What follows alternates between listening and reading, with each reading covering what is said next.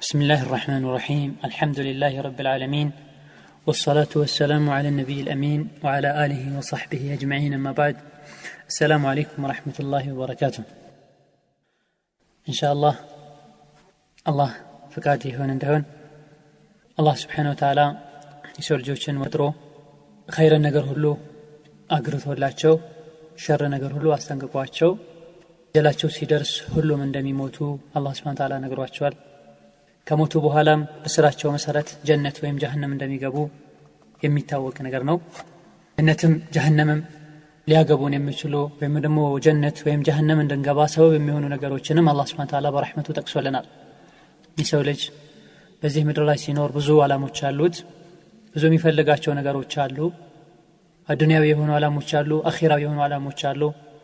አዱንያዊም አኺራዊም ከሆኑ ዓላማዎች አንዱ ልጆችን መውለድ ነው። እነዚህ ልጆች አባት እንዳሳደጋቸው እናት እንዳሳደገቻቸው እንደቀረጿቸው የሚቀረጹ ናቸው። በጥሩ የቀረጽናቸው እንደሆነ ጥሩ ይሆናሉ፣ በመጥፎም ያሳደግናቸው እንደሆነ መጥፎ ይሆናሉ። ኢንሻአላህ ዛሬ ጥሩ ሷሊህ ልጆችን ለማግኘት መከተል ያለብንን መንገድ ለማየት እንሞክራለን። አሁን ያለንበት የሙስሊሙ ኡመት አህዋል ሁኔታ እጅግ በጣም አሳሳቢና ከባድ ሁኔታ ላይ ነው ያለው። ከዚህ ካለንበት ሁኔታ ወጥተን ካሁን ቀደም ለሙስሊም የነበረው ክብር ሃይባ ይኖረን ዘንድ የግድ ወደ ቁርአንና ሐዲስ መመለስ አለብን። በተግባርም በንግግርም በህግም ደረጃ ቁርአን የኛ መመሪያ ሊሆን ይገባል። በትንሹም በትልቁም ጉዳይ ወደ ቁርአን ልንመለስ ወደ ሱና ልንመለስ ይገባናል። ልጆቻችንን በዚህ መልኩ ልናሳድጋቸውና የአላህን የረሱልን ውዴታ ልባቸው ውስጥ ልናስገባ የግድ ይለናል። ከልጅነታቸው ጀምሮ ለዲን ለአላህ ብሎ ብዙ ነገር ማድረግ እንዳለባቸው ልናሳውቃቸው ይገባል። ይሄን ዲንም የበላይ ለማድረግ የበኩላቸውን ድርሻ እንዲወጡ እኛ እነሱን መኮትኮትና ይሄ ከባድ ኃላፊነቱ እነሱ ላይ እንዳለም ማሳወቅ የግድ ይለናል። የሚችሉትን ሁሉ ለዲን ማድረግ እንደሚጠበቅባቸው ከወዲሁ መንገር ይኖርብናል። ይሄን ያደረገን እንደሆነ የሰሐባዎች ትውልድ የነበረው አይነት ሃይባ አስፈሪነት ክብር አሁንም ይደገማል። ስለ ኻሊድ ብን ወሊድ ስለ አቡበክር ሲዲቅ ዑመር አቡ ሁረይራ እንሰማው የነበረውን ነገር ኢንሻአላህ ማየት እንችላለን። የኔ ሙስሊሞች የበላይ ሆነው መኖር ይችላሉ ሁሉም ቦታ ላይ። ካሁን ቀደም የነበሩ አያቶቻቸው ሰሐቦች ማለት ነው የበላይ ሆነው ሀገርን በሰላም ዓለምን በሰላም አጥለቅልቀው እንደኖሩት ሁሉ ማለት ነው። ያ የሰሃባዎች ታሪክ አሁን ሲደገም ሙእሚኖች ሁሉ ይደሰታሉ። ሀገር ሳይሆን ቤት ሳይሆን ዓለም በሙሉ ሰላም ይሰፍናል። ኢስላም የሰላም ሃይማኖት ነውና ይህ ይሆን ዘንድ ልጆች መስተካከል አለባቸው።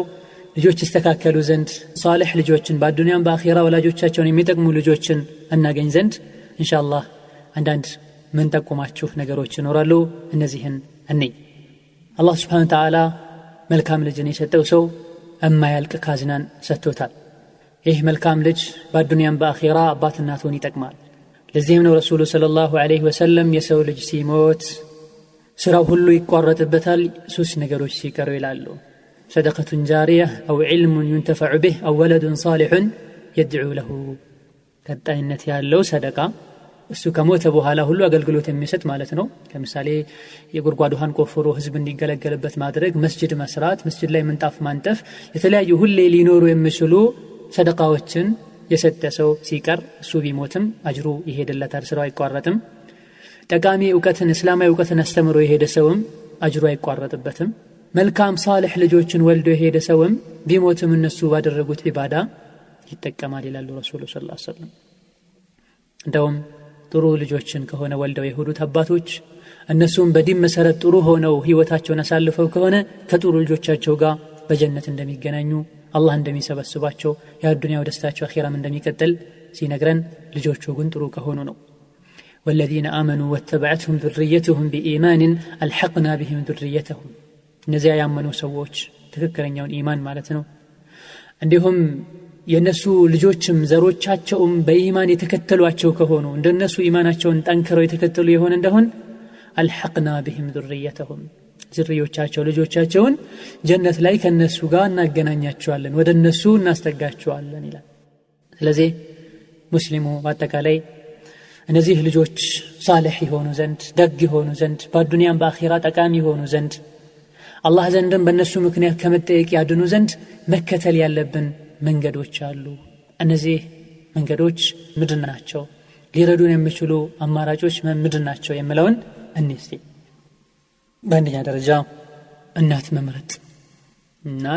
መምረጥ። መሬት በአጠቃላይ አፈር በአጠቃላይ ተዘርቶበት አያበቅልም። ቦታ ተመርጦ ታርሶ ለምቶ ነው የሚዘራበትና እንደዚህም ተደርጎ ሁሉ አፈሩ ይለያያል። ለም አፈር ላይ ጥሩ አፈር ላይ ተዘራ የሚያፈራውና ጥሩ ያልሆነ ቦታ ላይ ተዘራ የሚያፈራው እኩል አይደለም። እናቶችም ለክ እንደዚሁ። ስለዚህ በህይወቱም በአኺራ ህይወቱም ጥሩ ልጆችን ማግኘት የሚፈልግ የዓይን ማረፊያ ልጆችን ማግኘት የሚፈልግ አላህ ዘንድ የሚያኮሩት ጀነት ሊያስገቡት የሚችሉ አባት እናትን የሚያከብሩ ልጆችን ማግኘት የፈለገ ሰው በተለይ እናት መምረጥ ላይ መጠንቀቅ አለበት። ሲመረጥ አብዛኛው ሰው እንደሚያደርገው ዘርን፣ መልክን፣ ዝናን፣ ክብርን አይደለም እዚህ ጋር የምንለው እኛ። አሁን እነዚህ ቢገቡ ምንም ማለት አይደለም። ከዲን በኋላ ትልቁ ጭንቃችን እንዲህ ላይ ነው። የአላህን ሐቅ የምታውቅ መሆን አለባት። የባለቤቷን ሐቅ የምታውቅ መሆን አለባት። የልጆቿን ሐቅ የምታውቅ መሆን አለባት። የህይወትን መልእክት የተረዳች መሆን አለባት። ህይወት የምታስተላልፈው መልእክት አለ። ህይወት ዓላማ ግብ አላት። ይሄን የምታውቅ መሆን አለበት። በዚህ ዓለም ላይ በዚህ ምድር ላይ ስትኖር ያለባትን ኃላፊነት፣ ቤተሰብ መሪ ሆና ስትኖር ያለባትን ኃላፊነት፣ ሙስሊም ልጆችን ቀርጻ አሳዳጊ ስትሆን ደግሞ ያለባትን ተነባባሪ ኃላፊነት የምታውቅ መሆን አለባት። ለዲኗ ምትቀና መሆን አለባት። የረሱሉ ሰለላሁ ዐለይሂ ወሰለም ሱና የሚያሳስባት መሆን አለባት። ምክንያቱም እናት ማለት አገላለጹ ትክክል ከሆነ የልጆች ፋብሪካ ናት። ፋብሪካው ጥራት ያለውና ጥሩ ከሆነ የሚያመርታቸው ነገሮች ሁሉ ጥሩ ይሆናሉ። ተቃራኒ ከሆነ እንደዛው የሚመረተውም ተቃራኒ ነው የሚሆነው። የልጆቻችንም ትምህርት ቤት ናት እናት። ከዛውም ነው ተመርቀው የሚወጡት። አድገውም ትልቅ ሆነውም ትምህርት ቤት ቢገቡ ራሱ ከጀርባ የእናታቸው አስተዋጽኦ ብዙ ተጽዕኖ ያሳደራል። ጥሩም ከሆነች ጥሩ፣ መጥፎም ከሆነች መጥፎ ማለት ነው። ለዚህ ነው አረቡ ገጣሚ ምን ይላል? አልኡሙ መድረሰቱን ኢዛ አደተሃ አዕደተ ሸዕበን ጠይበ ልዓራቂ። እናት መድረሳ ናት። እሷን ቆንጆ አድርገህ ያዘጋጅሃት ከሆነ ጥሩ እናት መርጠህ ከሆነ ጥሩ ሀገር ጥሩ ህዝብ መርጠሃል። ንጹህ የሆነ ዓላማ ያለው ግብ ያለው ህዝብ መርጠሃል ማለት ነው። ሁሉም በየቤቱ ለልጆቹ እናት ሲመርጥ ወይም በሌላ አገላለጽ ምስት ሲመርጥ ጠንካራ የሆነች ምስት የመረጥ እንደሆነ በዲኗ በኩል ሁሉም በየቤቱ እንደዚህ ከመረጠ አካባቢው ሀገሩ መንደሩ ምን ይሆናል ማለት ነው? ጠንካራ ብርቱ ይሆናል ማለት ነው። እንዲሁ የሷ ደህና መሆን ብቻ ልጆችን ደህና ያረጋቸዋል ጥሩ ያረጋቸዋል ማለት አይደለም። ይህ ጥሩነቷ እሷ የበኩሏን ሁሉ እንድታደርግ ይገፋፋታል ማለት ነው። ኃላፊነት እንዳለባት እንድታቅ ያደርጋታል ማለት ነው። ብዙ ጊዜ ጠንካራ ሰው ጥሩ ሰው ካለ ከጀርባው ጠንካራ እናት ጥሩ እናት አለች ብለህ ወቅ አትጠራጠር። ማንኛውም በተለያየ መልኩ የሚታወቁ ሰዎች እናቱ እንደሱ ትልቅ ናት። የተለያዩ አኽላቆችን እስላማዊ አኽላቆችን የተላበሰች ሰው ናት። አላህን ታውቃለች። ወንዶችን በምን መልኩ ቀርጻ አሳድጋ መልቀቅ እንዳለባትና መቀመጥ ያለባቸው ቦታዎች ላይ ማስቀመጥ እንዳለባት ታውቃለች። የዲን እስላም መሰረትም የዲን እስላም አንቀሳቃሽም ወንዶች እንደሆኑ የምታውቅናት ናት ማለት ነው። አብዛኞቹ ታሪክ ላይ የምናውቃቸው ሰዎች ሁላቸውን አንስተን መጥቀስ ባንችልም ታሪካቸውን ስናጠና ታሪካቸውን ስናይ ከጀርባቸው ጠንካራ እናት አለች ወይም ጠንካራ አባት አለ። አብዛኛውን ጊዜ እናት ጠንካራ ከሆነች እነሱ ጠንካራ ይሆናሉ። ዑመር ኢብኑ አብዱል አዚዝ የሚባል አምስተኛ ኸሊፋ አለ። የዚህን ሰው ታሪክ በምታዩበት ሰዓት ሐቂቃ በሰሃባዊ ዘመን ቢኖር ብዙ አጂብን ብዙ ታሪክን ይሰራ ነበር። እንደዛም ባለበትም ሆኖ የሰራቸው ስራዎች አጂብ የሚያሰኙ ናቸው። ይህ ሰው ኡሙ ዓስም ቢንቱ ዓስም ኢብኑ ዑመር ኢብኑ አልኸጣብ የምትባል ጀግና የምትባል ሴት እናት ነበረችው። ከንጉሶች ሁሉ ታላላቅ ንጉሶች በተጠቀሱ ቁጥር የሚጠቀሱ ፍትሃዊ ንጉሶች በተጠቀሱ ቁጥር የሚጠቀሱ አላህን የሚፈሩ ንጉሶች በተጠቀሱ ቁጥር የሚጠቀሱ በጊዜው የነበሩ ሁሉ ትልቅ የምትባል አላህን ፈሪ የምትባል ጀግና የምትባል ሴት እናት ነበረችው። ዑመር ረዲየላሁ ዐንሁ ዑመር ኢብኑ አልኸጣብ ማለት ነው ለልጃቸው ዓስም ለምስትነት የመረጧት ሴት ማለት ነው። ለጊዜው እሷ ከማንም በዘር በልጣ አይደለም በብርም በልጣ አይደለም ዑመር ለልጃቸው የመረጧት ከምላሷ በመነጨች አንዲት ቃል ምክንያት ነው ዑመር ለልጃቸው አጭተዋት ጠይቀው ድረው ዑመር ኢብኑ አብዱል አዚዝ እንዲገኝ ሰበብ የሆነው ማለት ነው። ይሄ ዑመር ኢብኑ አብዱል አዚዝ ረዲየላሁ ዐንሁ ከዚች ዓሲም ተወልዶ አያቱ ዑመር ኢብኑ አልኸጣብ ረዲየላሁ ዐንሁ ያደርጉ የነበረው አይነት ጀብድና ታሪክ ሰርቶ ሄዷል። ማናት እቺ የዑመር ኢብኑ አብዱል አዚዝ እናት ዓሲም ያልናት? እነሆ ዑመር ረዲየላሁ ዐንሁ ከዕለታት አንድ ቀን አንዲት አሮጊትና ልጇ ሲያወሩ ይሰማሉ። እናት ተነሺ ወተቱን ወይም ደግሞ ወተቱ ላይ ውሃ ጨምሪ ስትላት ልጅ አንጨምርም የሙእሚናን አሚር ዑመር ረዲየላሁ ዐንሁ ወተት ላይ ውሃ አትቀላቅሉ አታታሉ ብለዋልና አንጨምርም በመተላስ ሰዓት በጊዜው ዘንግታ እናት ይታለና ነው ደግሞ ዑመር ይትያየናል ተነሺ ጨምሪ በመተላስ ሰዓት ዑመር ባያየን አላህ ያየናል የሚል ምላሽ ስሰጥ ዑመር ሰምተው ረዲየላሁ ዐንሁ አርዳህ ቤቱን ጠይቀው አጣርተው ልጆቻቸውን አማክረው ማን ነው በዚህ ጊዜ ትዳር የሚፈልገው ብለው ዓሲምን መርጠው ከልጆች መሃል ይህችን ሴት ዳሩት። የተከሰተው ማን ሆነ የተፈጠረው ዑመር ኢብኑ አብዱል አዚዝ ረዲየላሁ ዐንሁ ወአርዳህ። ኢዘን ሌሎችም ሰሃቦችን ታቢዒዎችን ብዙ መጥቀስ እንችላለን። ግን ለምሳሌ አርአያ ይሆነን ዘንድ የነዚህ ሰዎችንም ፈለግ ልጆቻችን ይከተሉ ዘንድ እኛም ደግሞ እነዚህ ልጆችን የኮተኮቱት እናቶች በምን መልኩ ልጆቻቸውን እንደኮተኮቱ በማወቅ እንነሳሳ ዘንድ የተወሰኑትን ይጠቅመናልና ሱፊያን አልተውሪ ሲባል ብዙ ጊዜ እንሰማለን። ትልቅ ዓለም ጀሊል ሙሐዲስ የዓረቦች ፈቂህ የዓረቦች ሙሐዲስ ብለው ሁሉ ይጠሩታል። ካሉ መዝሀቦች መካከል ብዙ ሰዎች የሚከተሉትና እውቅና ካላቸው መዝሀቦች መካከልም ከስድስቱ ማለት ነው አንዱ ነው። በሐዲስም አሚሩል ሙእሚኒን ተብሎ የሚጠራ ጀግና ነው። የሙስሊሞች አለቃ ይሉታል አንዳንዶቹ። ኢማሙ አልአውዛዒ በጊዜው የነበሩት ሰውም ለም የብቃ من تجتمع عليه الأمة بالرضا إلا سفيان ሁሉም ኡመት ወዶ ተስማምቶ የሚቀበለው ሰው የለም በዚህ ጊዜ ማን እንጂ ሱፊያን እንጂ ብሎ ኢማሙ አልአውዛዒ የመሰከሩለት ሰው ነው። ይህ ሰው ይህ ታላቅ ዓለም እንዲሁ በቀላሉ የተገኘ ሰው አይደለም። የእናቱ ፍሬ ነው። እናቱን ስም ባናቅም ባይጠቀስም ሲራ ላይ ብዙ ጥሩ ስነ ምግባሮች እንደነበሯት እጅግ በጣም ሷሊህ ሰው ደግ ሰውና ጀግና ሰው እንደነበረች ታሪክ ዘግቧል።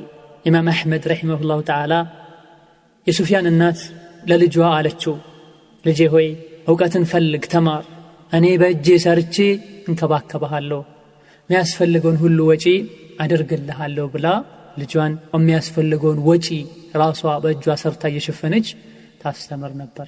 ዛሬ ላ ሐውለ ወላ ቁወተ ኢላ ቢላህ ልጆች እንማር ያሉ እንዳይማሩ የሚያደርጉ እናቶች ስንትና ስንት ናቸው። እየሰራች ለልጇ የሚያስፈልገውን ነገር ሁሉ ታቀርባለች። ነገ ዶክተር ሆኖ ነገ የረብራሪ ሆኖ ነገ የሀገር መሪ ሆኖ ያስከብረኛልም በብርም ያጥለቀለቀኛል ብላ አይደለም። ናም እውነተኛው ንጉስ አላህ ዘንድ አንገቴን ቀና እንዳደርግ እንድኮራ ያደርገኛል ልጄ በሰራው አላህ ዘንድ ምናልባት ተጠቅሜ ሙእሚን እስኮንኩኝ ድረስ ጀነት እገባለሁ ብላ እንጂ ለዕልም ፍሪ ሆኖ ምንም ነገር ሳያጨናንቀው እንዲማር ትጥር ነበር። በልሄ ብቻም አይደለም አልፎ አልፎም ቀልቡን የሚያለሰልሱ የሚያረጥቡ ነገሮችን መርጣ ትመክረው ነበር፣ ታነሳሳው ነበር ለእውቀት። ከዕለታት አንድ ቀን ምን አለችው? ኢማም አሕመድ እንደሚሉት አሁንም ልጄ ሆይ إذا كتبت 10 أحرف فانظر هل ترى في نفسك زيادة في خشيتك وحلمك ووقارك ልጄ ሆይ ሐዲስ ከጻፍክ አንድ 10 ፊደሎችን ካየው ነገር ከተማርክ ዕውቀት ከጨመርክ እስኪ ወደ ራስህ መለስ ብለህ ራስህን አጥና። ለአላህ ያለህ ፍራቻ ጨምሯል ወይ? ለአላህ ያለህ ክብር ጨምሯል ወይ? ስነ ምግባርህ ተስተካክሏል ጨምሯል ወይ? ይሄን ያላየህ እንደሆነ ማወቅህ እንደሚጎዳህ እንጂ እንደማይጠቅምህ እወቅ። ይሄን ለውጥ ያላየህ እንደሆነ ማወቅህ እንደሚጎዳህ እንጂ እንደማይጠቅምህ እወቅ ትለው ነበር። ይሄን ሁሉ ያደረገች እናት ሱፊያንን የመሰለ ዓለም ያወቀው ጀግና ብታፈራ ቢገኝላት አይደንቅም። ኢማም ሱፊያን አልተውሪ ኢማም ተብሎ ቢጠራላት ልጇ አይደንቅም። በሷ ጉያ ስር ነውና ያደገው። አዛኝ በሆነች እናት እየመከረችው ጡት ብቻ ሳይሆን ኢማንን ዕልምን ያጠባችው የእናትነት ፍቅር ብቻ ሳይሆን ወደ አላህ እንዲቀርብ የአላህንም ፍቅር የረሱልንም ፍቅር ያስተማረችው ሴት ነበረች ከጎኑ።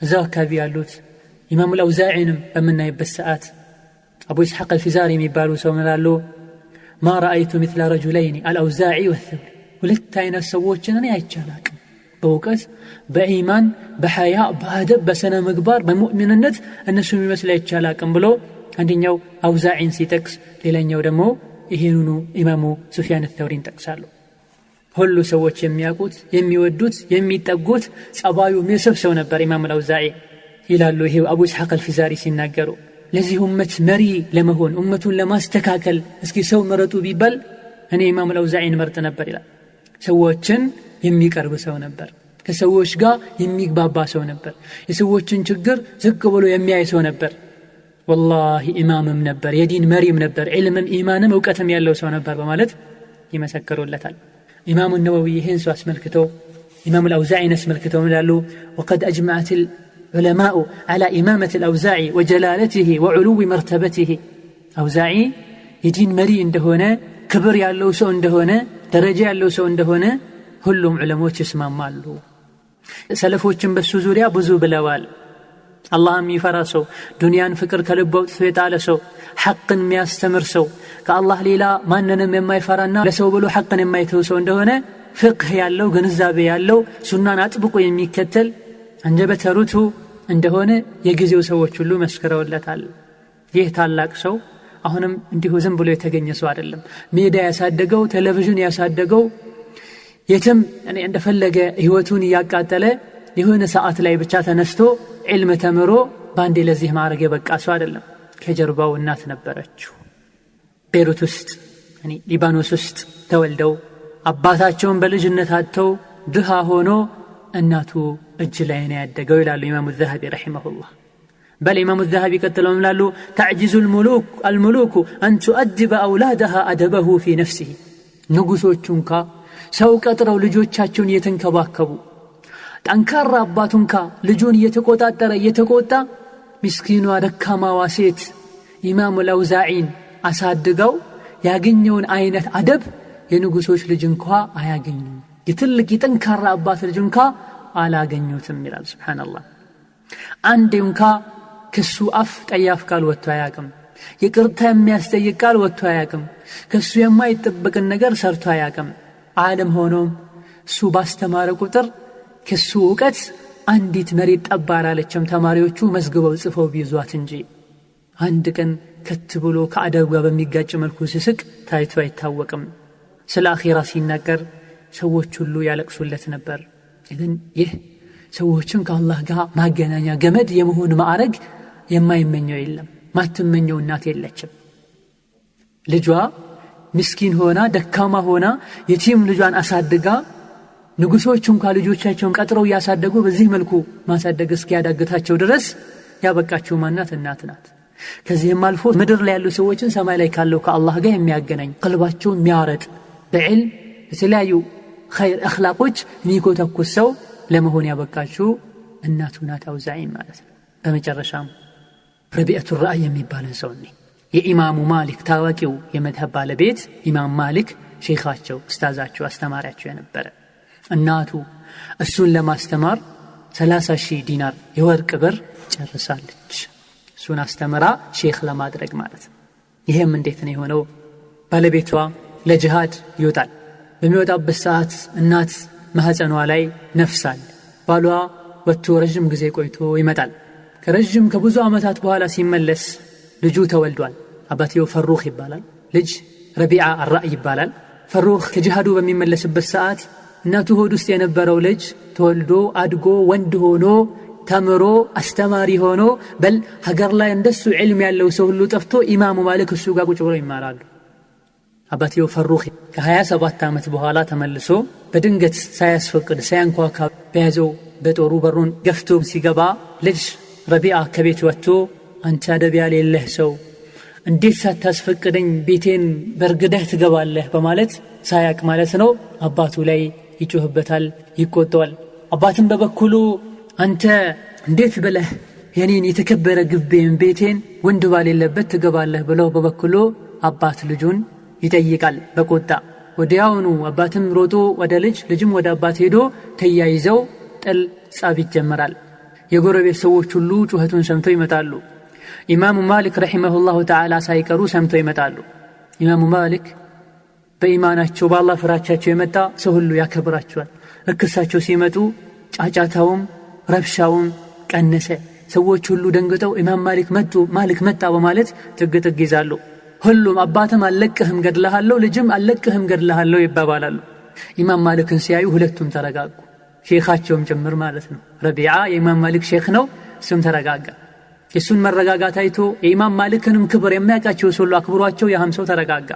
ኢማም ማሊክ የሚከተለውን ተናገሩ። ምን አሉ? አንተ ሽማግሌው ትልቁ ሰው ከዚህ ቤት ሌላ ቤቶች አሉ፣ ወጣ ብለህ ሌላ ቦታ ፈልግ በማለት ለሼኻቸው አግዘው ማለት ነው ይናገራሉ። ምክንያቱም ሼኻቸው ነው፣ በሌላ ነገር አይጠረጠርም። አንድን ሰው ያለ ምክንያት ይበድላል አይሉምና ጥፋተኛው ማን አድርገው ማለት ነው? አባትየውን አድርገው ማለት ነው። ሂድ ሌላ ቤት ረፍ አሉት። ይሄኔ ሽማግሌው ምን አለ? ፈሩኽ ማለት ነው هي داري ይሄ ቤቴ ነው፣ ከቤት ያልወጣም ማለት እኔ ፈሩኽ ነኝ፣ እዚህ ሰፈር ታወቃለሁ ፈሩኽ ነኝ ሲል የረቢዓ እናት እቺ ጀግናዋ ማለት ነው ከቤት ውስጥ ሆና ድምፁ ይሰማታል። ከይፍ አደቡን ተመልከቱ።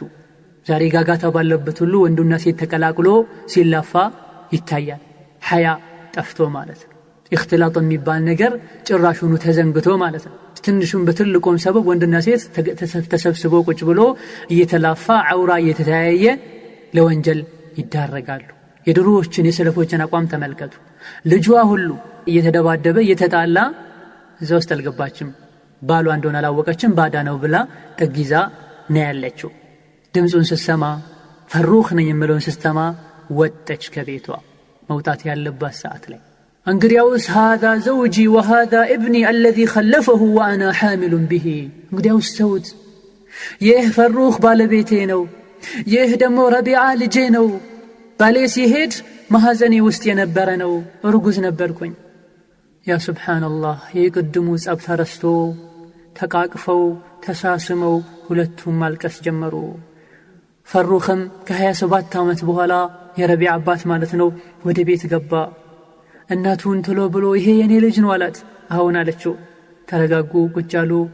ትንሽ ቆይቶ ካሁን ቀደም ሲሄድ 30,000 የወርቅ ብር ሰጥቼሻለሁ የት አለ ብሎ ጠየቃት።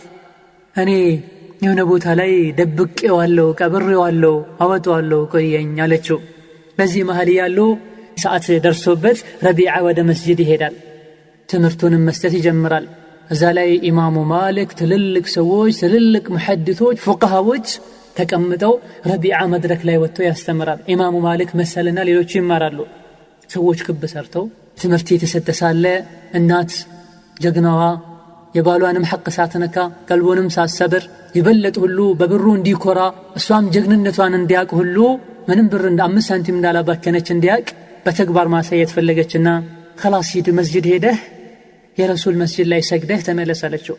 የረሱል መስጂድ ላይ ቁጭ ብሎ የሚያስተምረው የሷ ልጅ ነውና ዙሪያው ሰዎች ከበው አንገታቸውን ደፍተው የሚማሩት በሷ ልጅ፣ እሷ ኮትኩታ ባሳደገችው ልጅ ነውና የትኛው እናት ናት ይሄን ማድረግ የማትመኝ? ገባ። ሰዎች በጣም ክብ ሰርተው ብዙ ሰዎች ሲማሩ አየ። ጠጋ ብሎም ቆመ። ረቢዓ ቤት የሚለብሰው ብዙ ጊዜ ቤት ውስጥ የሚለበስ ልብስና ውጪ የሚለበስ ልብስ አንድ አይደለምና ቀደም ቤት ያየው ረቢዓና መድረክ ላይ ተቀምጦ ትልቅ ጥምጣም አድርጎ የተከበረውን በር ላይ ቁጭ ብሎ ሲያየው ባንዴ አላወቀው። ረቢዓ ግን አባቱን ፈሩኽን ቀድሞ አውቆት ስለነበረ ቆሞ ሲያየው አንገቱን አቀረቀረ። ይሄ ልጅ ነው አይደለም ማለትም ጀመረ። ፈሩኽ አጠገቡ ላለ ሰው ይሄ ማን ነው ብሎ ጠየቀ። ይሄ ረቢዓ ኢብኑ አቢ አብዱራህማን ይባላል። አቢ አብዱራህማን ማለት የፈሩኽ ቅጽል ስም ነው። ይሄኔ አላህ ልጄን አክብሮታል፣ ትልቅ ማዕረግ ሰጥቶታል ብሎም ተናገረ። ወደ ቤቱም ተመለሰ። ምን አላት ለምስቱ ለረቢዓ እናት፣ ዛሬ ልጅሽን የትኞቹም ዑለሞች ታይተውበት በማይታወቁ ማዕረግና ክብር ላይ አየሁት፣ ስንትና ስንት ሰዎች ከበውት በማለት ነገራት። ይሄኔ ስራዋን ሰራች። እስኪ መረጥ፣ የትኛው ይሻላል? ያኔ ካስቀመጥከው ከ30,000ና አሁን ልጅህ ካለበት ሁኔታ የቱ ይሻላል ለምትለው ሰዓት فقال لا بل والله هذا أفضل أحب والله بالله من الله ልጄን ያየሁበት ሁኔታ የልጄ ማዕረግ ከ30,000 ይሻለኛል። ይሄን ምን አለችው? ያስቀመጥከውን ገንዘብ በሙሉ ልጅህን ላስተምርበት፣ ልጅህን አሁን ላይ ይሄው ማዕረግ ላበቀበት ወጪ አድርጌዋል።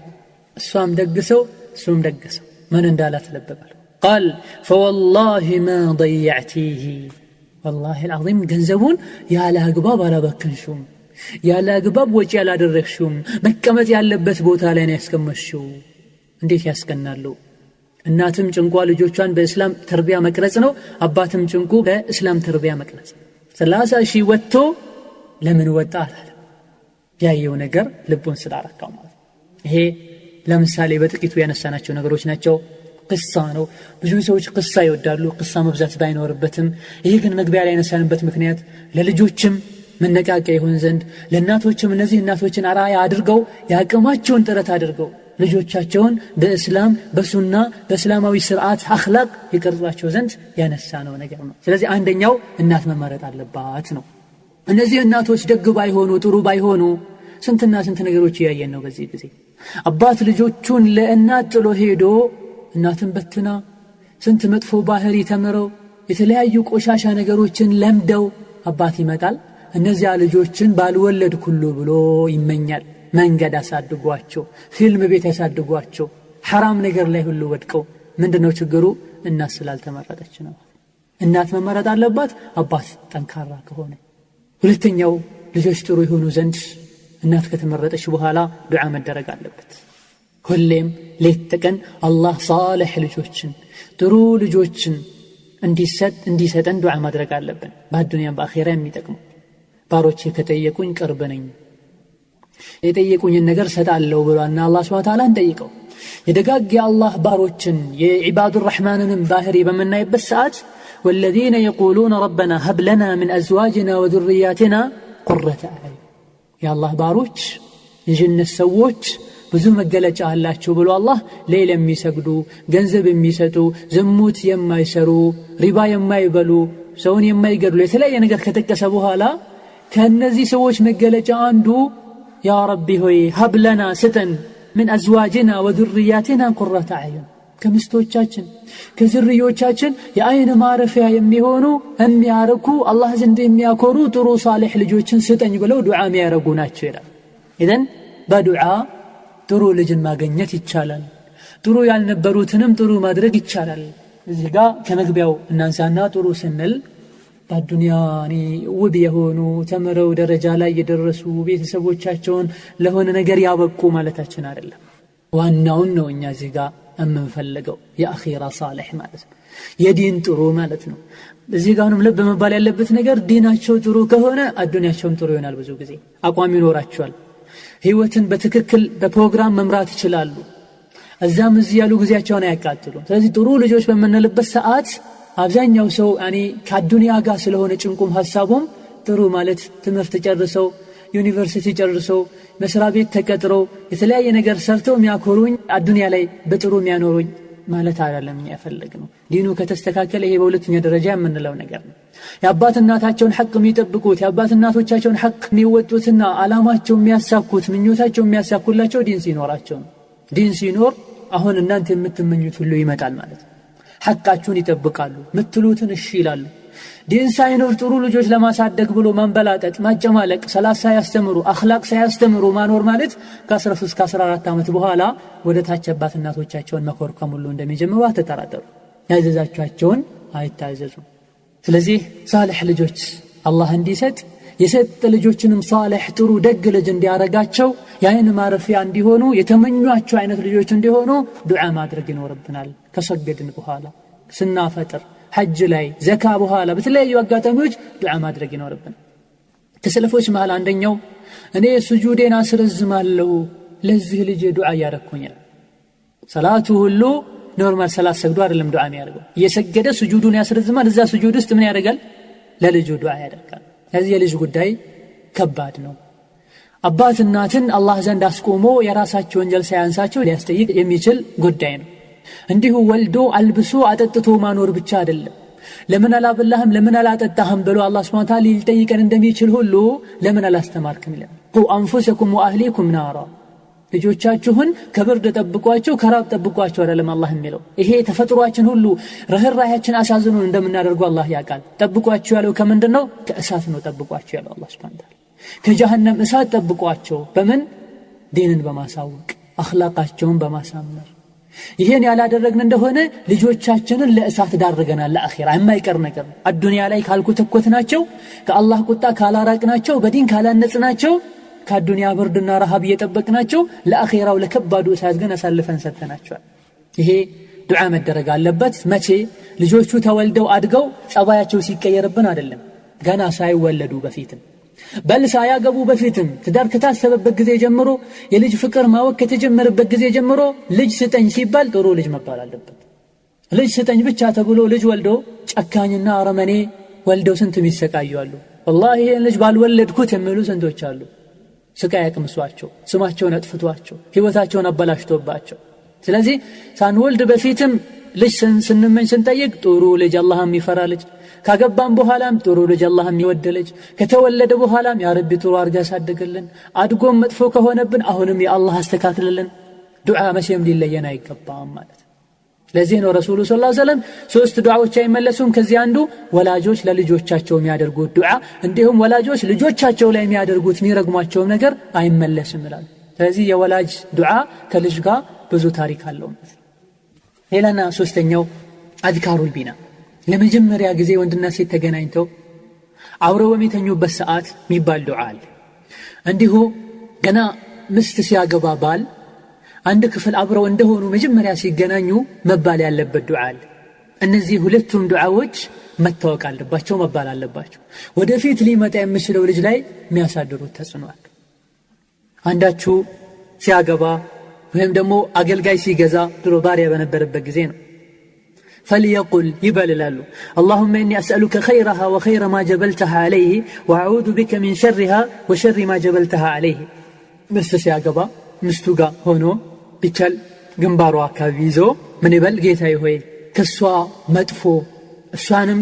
كفتر كبت مدفو نجر مدفو باهري بانت تدبقالو يسوانم خير وسواستم يالون خير عند السدين أنت تنتيقها له بلو دعاء يدرك لالو ይሄ ለዚህ ብቻ የሚባል አይደለም ግመል ሲገዛም ጭምር ይላሉ መኪና ሲገዛ ባለንበት ዘመን ማለት ነው እያንዳንዱ ነገር አብሮት ኸይራል አብሮት ሸራል حتى ልብስ ሲለበስ ራሱ አዲስ ልብስ ሲለበስ ይሄ ዱዓ መደረግ እንዳለበት ተመሳሳይ ዱዓ መደረግ እንዳለበት ረሱሉ ነግረውናል ይሄን ይበል ይላሉ ረሱሉ ሰለላሁ ዐለይሂ ወሰለም ይሄ አንድ መባል ያለበት ነገር ነው አረብኛው ባይቻል ማህፈዝ ቢያቅተን ጌታዬ ሆይ የዚህችን ባለቤቴ ኸይር ከሷ ጋር ያለውንም ኸይር እሷ ውስጥ መብራት የተፈጠረውን ኸይር ጠይቀሃለሁ የሷንም ክፋት ከሷ ጋር መብሮ ሊመጣ የሚችለውን ክፋት ውስጣን ያለው ክፋት እንድትጠብቀኝ ጠይቀሃለሁ ይበል ይላሉ ረሱሉ ሰለላሁ ዐለይሂ ወሰለም ይሄ መጀመሪያ ሲገናኙ አብረው ሲሆኑ ማለት ነው ግብረ ሥጋ ግንኙነት በሚደረግበት ሰዓት ሌላ የሚባል ዝክር አለ ይሄ ደግሞ ከፊተኛው በበለጠ ልጅ ላይ ትልቅ ተጽዕኖ አለው عبد الله بن عباس رضي الله عنه كرسول نزجبوت لو أن أحدكم إذا أتى أهله قال بسم الله اللهم جنبنا الشيطان وجنب الشيطان ما رزقتنا فقضي بينهما ولد لم يضره الشيطان أبدا متفق عليه عندك إلى الرسول صلى الله عليه وسلم كبالي بيتو قابل ميقنا نيب الساعات بسم الله بالله سم اللهم جنبنا الشيطان يتاتشن هوي كشيطان تبكن شيطان أرقلن وجنب الشيطان ما رزقتنا በዚህ ግንኙነት ምክንያቱም ሊፈጠር የሚችለው ልጅንም ከሸይጣን ተጠብቀው ብሎ ግንኙነቱን ቢጀምር በዚህ ግንኙነትም فقضي بينهما ولد ልጅ ቢፈጠር لم يضره الشيطان ابدا شيطان መቼም ይሄን ልጅ ሊጎዳው አይችልም ሊተናወተው ሊቀርበው አይችልም ይላል ረሱሉ ሰለላሁ ዐለይሂ ወሰለም ይህ ሊዘነጋ ይገባል መጀመሪያ ላይ ይሁን ከዛ በኋላ በህይወት ሲኖር ሁሌም መባል ያለበት ዝክር ነው አደብ መጠበቅ ብዙ ጥቅሞች አሉትና ይሄ አንድ ወሳኝ ዱዓ ነው የልጆች አደብ ላይ የልጆች አኽላቅ ላይ የልጆች አስተዳደግ ላይ ምን አለው ትልቅ ድርሻ አለው አንዳችሁ ሲበላ ቢስሚላህ ካላለ ሸይጣን ብሎት ይበላል ሲተኛ አልጋው ሲገባ ቢስሚላህ ካላለ ሸይጣን ብሎት ገብቶ ይተኛል ባለቤቱን ግንኙነት በሚያደርግበት ሰዓት ቢስሚላህ ያላል እንደሆነ አብሮት ግንኙነት ያደርጋል የሚልም ሐዲስ አለ ለሸይጣን እኛው መንገዱን አመቻችተንለት ደልቦ ጠግቦ እኛ ላይ ሊጫወት አይገባው ሊቆጣጠረን አይገባው ቀላል ነው ከልባችን ቢስሚላህ ማለት አላህን መውደድ አላህን ማክበር ዲንን መከተል በውስጥም በውጭም ከጠላቱ ከቀንደኛ ሸይጣን ይጠብቀናል ማለት ይሄ አሁን ዝክሮቹ ልጆች ላይ ወደፊት በጎ ተጽዕኖ ያሳድራሉ ሌላኛው ጥሩ ልጅ እንዲኖረን መጠቀም ካለብን አንዱ ልጆች እንደተወለዱ በጆሮአቸው አዛን መባል አለበት ይህ ሱና ነው አዛን የሚባለው ለምንድን ነው ለምን ሱና ሆነ ምንድነው ጥቅሙ ካለን አንደኛው ረሱሉ ሰለላሁ ዐለይሂ ወሰለም ስላደረጉት አቡ ራፊዕ የሚባል ሰው ረሱሉ ሰለላሁ ዐለይሂ ወሰለም ሐሰን ኢብኑ ዓሊ የፋጢማ ልጅ ሲወለድ ጆሮ ላይ አዛን ሲሉ አይቻለው ይላል ሐዲሱን ኢማም ቱርሙዚ ዘግበውት ሼክ አልባኒ ሐሰን ብለውታል ኢዘን አንደኛው ረሱሉ ሰለላሁ ዐለይሂ ወሰለም ይሄን ነገር ያደረጉት የነበረ ሱና ስለሆነ ይደረጋል ሁለተኛው የሚደረግበት ምክንያት አዛኑ ሱና የሆነበትና አዛን ይባል የተባለበት ምክንያት የተወለደውን የህፃኑን ጆሮ ለመጀመሪያ ከፍቶ የሚገባው በጆሮው የሚያደምጠው ነገር የተውሂድ ቃላቶች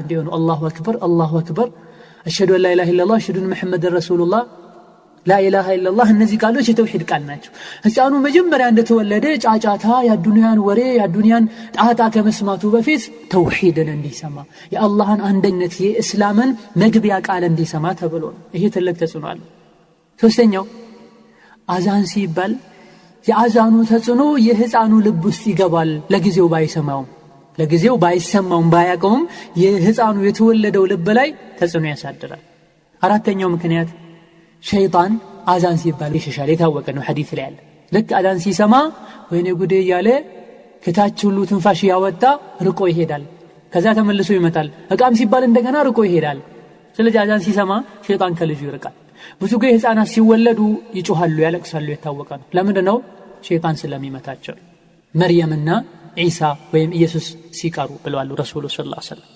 ሸይጣን ገና ከመወለዱ ጠብቆ ሆን ብሎ ይመታዋል خلاص ጠላትነታችን ጀምሯል ጠላትህ ነኝ ጠላቴ ነህ ካሁኑ ሰዓት ጀምሮ በጠላትነት እንፈላለጋለን ብሎ ከመውጣቱ ገና እንደሚመታው ረሱሉ ነግረውናል ገና እንድረጣ ደግሞ አዛን ከተባለበት ትንሽ ሸይጣን ጉልበት ያስፈልጋል ማለት ነው ሙስሊም ነው የተወለደው በአላህ የተጠበቀ ነው የተወለደው በማለት ኃይሉ ይደክምበታል ሸይጣን እንዲሁ ሌላኛው ምክንያትና ምስጢር ሙስሊም የህይወቱ መጀመሪያ መጨረሻም ከአላህ ጋር ነው ለአላህ ነው ሲወለድ አዛን ይባልበታል ሲሞት ይሰገድበታል የሙስሊም ህይወቱ ከመጀመሪያ እስከ መጨረሻ አንድ አጭር መሆኑ ያሳየናል ሲወለድ አዛን ተባለ ሲሞት ይሰገድበታል ሙስሊም ሆይ እምትኖረው እኮ ከአዛን እስከ ቃም ነው በዚህች ባለችበት ጊዜ ባለችህ አጭር ጊዜ ኸይር ስራ ስራባት የሚል አንድ መልእክት ይሰጣል ሁለተኛው ህይወትህ መግቢያውም መጨረሻውም በአላህ ነው ስትወለድ አዛን ተብሎብሃል ከዱንያ ስትወጣ ላ ኢላሃ ኢላላህ ተላለህ ሳሊህ ከሆንክ ታረሞት ላይ መጨረሻ ላይ ማለት ነው ከዛ ስትሞት ይሰገድብሃል እነዚህ ሁሉ አስራሮች ስላሉት ይህ አዛን መጥቶ የለበትም በቀኝ ጆሮ ወይም እንዳለ አጠቃላይ ጆሮ ላይ አዛን መባል አለበት ባለንበት ጊዜ መወለጃ ክፍል ውስጥ ሆኖ ማግኘት አይቻልም ሐኪሞችም ላይ ፈቅዱ ይችላሉ ከተቻለ ይደረጋል የሚቻል ከሆነ ዶክተር ሙስሊም ሆኖ ያወለደው ሰው አዛን እንዲል ማናገርም ይቻላል አልተቻለም ደግሞ እናት አቅም ካላት ለሱና ጥረት ካላት በአላህ Subhanahu Wa Ta'ala ዲን መሰረት ልጆቿን አሳድጋ ጀነት ላይ መርካት የምትፈልግ ከሆነ ትንፋሽ ቢያጥራቱን እምችል ከሆነ እንተው ከተመቻቸ ወደ ጆሮ አስጠግታ በትንሹን ብትል ምንም ማለት አይደለም አዛን ዝክር ነው አዛን ለወንድ ብቻ ነው ለሴት ብቻ ነው የሚባል ነገር የለም ሴት ማዛን ማለት ትችላለች ፈተና ማያመጣ ከሆነ ይሄ ሁሉ ካልተቻለ አባት ሌላ ሰው በደረሰ ጊዜ አዛን ማለት ይችላል ከመወለጃ ክፍል ወጥቶ ወይም ደግሞ ሰው መግባት ተፈቅዶ ያኔ በተቻለው ያክል ፈተቁላህ መስተጣዕቱም ነውና ከዚሁ ተያይዞ አምስተኛው ሊጠቅመን የሚችል ልጆች ላይ ጥሩ ተጽዕኖ የሚያሳድር አንዱ ተህኒክ የሚባል ነገር አለ ይህ ልጁ እንደተወለደ የሚደረግ ነገር ነው ረሱሉ ሰለላሁ ዐለይሂ ወሰለም አድርገውታል ለምንድነው ያደረጉት ምክንያቱም እንደሆነ እናያለን ተህኒክ ማለት ምን ማለት እንደሆነ መጀመሪያ ቴምር አኝኮ ወይም በሆነ መልኩ አድቅቆ አለስልሶ የህፃኑን ድድ ምላስ ጫፍ አፉን ውስጥ መቀባት ማለት ነው ይህ ንጽህና በጠበቀ መልኩ መደረግ የሚችል ነገር ነው ረሱሉ ሰለላሁ ዐለይሂ ወሰለም አድርገውታል ህክማው ምን እንደሆነ ዑለሞች በተለያየ መልኩ ግምት ሰጥተዋል ወደ ግራ ወደ ቀኝ ውስጡን ማንቀሳቀስ በሂደት ይህ ጣፋጭ ነገር ወደ አንጀቱ እንዲወርድ ማድረግ በራሱ ጊዜ ይወርዳል ቴምር ፍሬሽ ቴምር ንጹህ ቴምር ተፈልጎ መጀመሪያ ማዘጋጀት ማለት ካሰቡበት ሁሉም ነገር ቀላል ነው ይሄ ካልተቻለ ማንኛውም ጣፋጭ ነገር ሳይድ ኢፌክት ያሌለው መሆኑ ተረጋግጦ ማንኛውም ጣፋጭ ነገር ማድረግ ይቻላል ይህ ምክንያቱ ምንድነው በሚባልበት ሰዓት አንደኛው ምክንያት ሊሆን የሚችለው والله አለም የልጁን ድድ ያጠነክራል አፉን ያጠነክራል አፉ ሲደረግለት የማይቀር ነው እሱም ምላሱን መንቀሳቀስ አይቀርም ባንዴ ጡቱ እስከዛሬ በእንብርቱ አማካኝነት ምግብ ይወስድ የነበረው ምስኪን ደካማ ፍጡር ወዲያውኑ ጡት ተሰጥቶት አፉ ላይ እንቀሳቀስና ሊከብደው ይችላል አይለምድም ስለዚህ ሰው አዘጋጅቶለት በንጹህ እጅ አፉ ውስጥ ተቀብቶለት ስኳሩ ጣፋጩ ንጥረ ነገሩ ወደ ውስጥ ሲገባ አንድ አፉ ይሞቃል ይነሳሳል አፉ ይሞክራል ይለምዳል ሁለተኛ ደግሞ አንጀቱ ቀጥታ በነብያዊ ተአምር በሆነ በቴምር ብዙ ውስጡ ላይ ጥቅሞች ባሉት ቴምር አንጀቱ ቀድሞ ይርሳል ይሄኔ በቀላሉ ጡት መያዝ ይችላል እንዲሁም ጡቱም ውስጥ የገባው ጡትም ቶሎ አያስመልሰውም እሱና በቴምር አፉን የከፈተና ሌሎች ይለያያሉ ሊያስመልሳቸው ሊያስቸግራቸው ይችላል ይሄ በሚደረግበት ሰዓት ግን አላህን የሚፈራ ሰው ተመርጦ ቢያደርገው ቆንጆ ነው አባት እናት ቢያደርጉት ደግ አላህ የሚፈሩ ከሆነ የነሱም ድርሻ ነው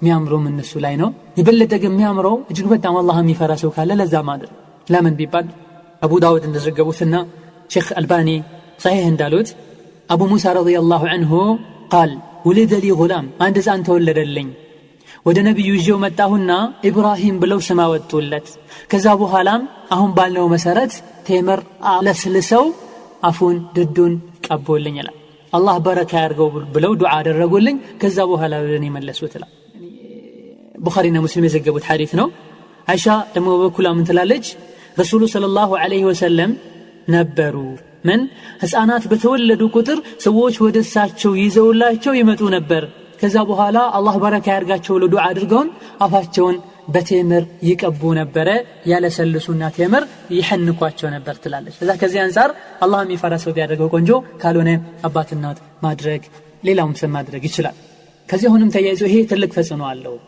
ልጅ ላይ ቴምር የበረካ ፍሬ ነው ረሱሉ ሰለላሁ ዐለይሂ ወሰለም 2 ወር 3 ወር ቴምር የበሉ ይቆዩ ነበር ቴምር ብዙ ፋይዶች አሉት በዚህ ነገር መጀመሩ ልጁ ላይ አስተዳደጉም ላይ ኢማንያ ሐያቱም ላይ ተጽዕኖ አለው ይሄ ቢሞከር ደግ ነው ሌላኛው ስድስተኛው ጥሩ ስም መምረጥ ለልጅ ጥሩ ስም መምረጥ የሚያምር ደስ የሚል ረሱሉ ሰለላሁ ዐለይሂ ወሰለም አሁን እንዳየነው ቀደም ሲል አቡ ሙሳ ትልቁ ሰሃቢ ቁርአን የሚያቀው ሐዲስ የሚያቀው ሰው ስም ማውጣት አቅቶ ሳይሆን ስሞች ማዕናቸው ትርጉማቸው እንዲሁም ሲሰሙ ደስ ማለት አለማለታቸውን የሚለካ ሰው ይለያያል ረሱሉ ሰለላሁ ዐለይሂ ወሰለም ሰው ልጅ ሁሉ ምርጥና አዋቂ ስም እንዳያወጡለት ይዘው መጥተው ኢብራሂም ብለው አወጡለት የራሳቸውም ኢብራሂም የሚባል ልጅ ነበር ሌላ ጊዜ አብደላህ ብለው ለብዙ ሰሃቦች አውጥተዋል ሐሰንና ሁሴን ብለው አውጥተዋል ወህሉም መጀር እذن ስም መመረጥ አለበት የቂያማ ቀንም ሰዎች የሚጠሩት በስማቸው ነውና የሚያሳፍር ስም መውጣት የለበትም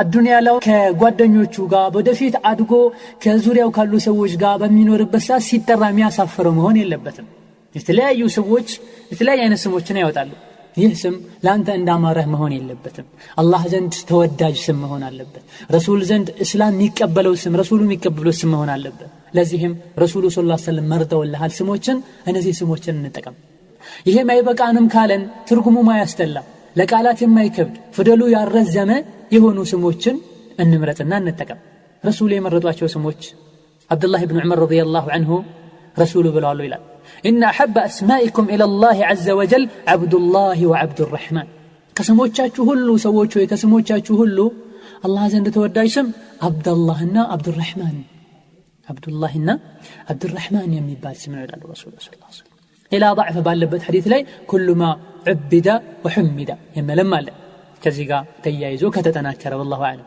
عبد ተብሎ የተጠሩ ማናቸውም ስሞች ቆንጆ ናቸው ከዛ በኋላ መሐመድ ቢሆን አህመድ ቢሆን መህሙድ ቢሆን ሐሚድ ወህሉ መጀረን ለዚህ አይነት ስሞችን መጠቀም እንችላለን በላጁና ኸይሩዮቹ ነው ረሱሉ ያስቀምጡት ረሱሉ የተጠቀሙት ሰሃቦች የተጠቀሙት ዓሊሞች በጊዜው የተጠቀሙትና ሁሉም يعني ሰሃቦች ያጸደቁት ስሞች ጥሩ ናቸው ስም ተጽዕኖ አለው ብቸኛው ትልቁ ነገር ባይሆንም يعني ስም መለወጡ ተግባር ባይለውትም በተለያየ መልኩ ተጽዕኖዎች አሉ ረሱሉ የብዙ ሰዎችን ስም ቀይረዋል ይሄኑ ችግር ላይ እንዳይወድቁ ነበር ሰሃቦች ያመጡ ስም የሚያስወጡትና ስም መምረጥ አለብን ከሀገሩ ጋር የሚሄድ ስም ለምላስ የሚቀልስም አረብኛው ብቻ ታይቶ ሳይሆን እንደኛ ባለ ከአረብኛ ውጪ ቋንቋ የሚናገሩ ሰዎች አረብኛውን ወደኛ ብናመጣው አንዳንዴ ላይመች ይችላል ላይጥም ይችላል ብዙ ስሞች አሉ ደስ የሚሉ እዚህ ሀገር ላይ ሆነው ሲጠሩ በተለይ ካፍር ባለበት በሙስሊሙ የሚያሾፉ ግለሰቦች ባሉበት ቦታ ላይ ደስ አይል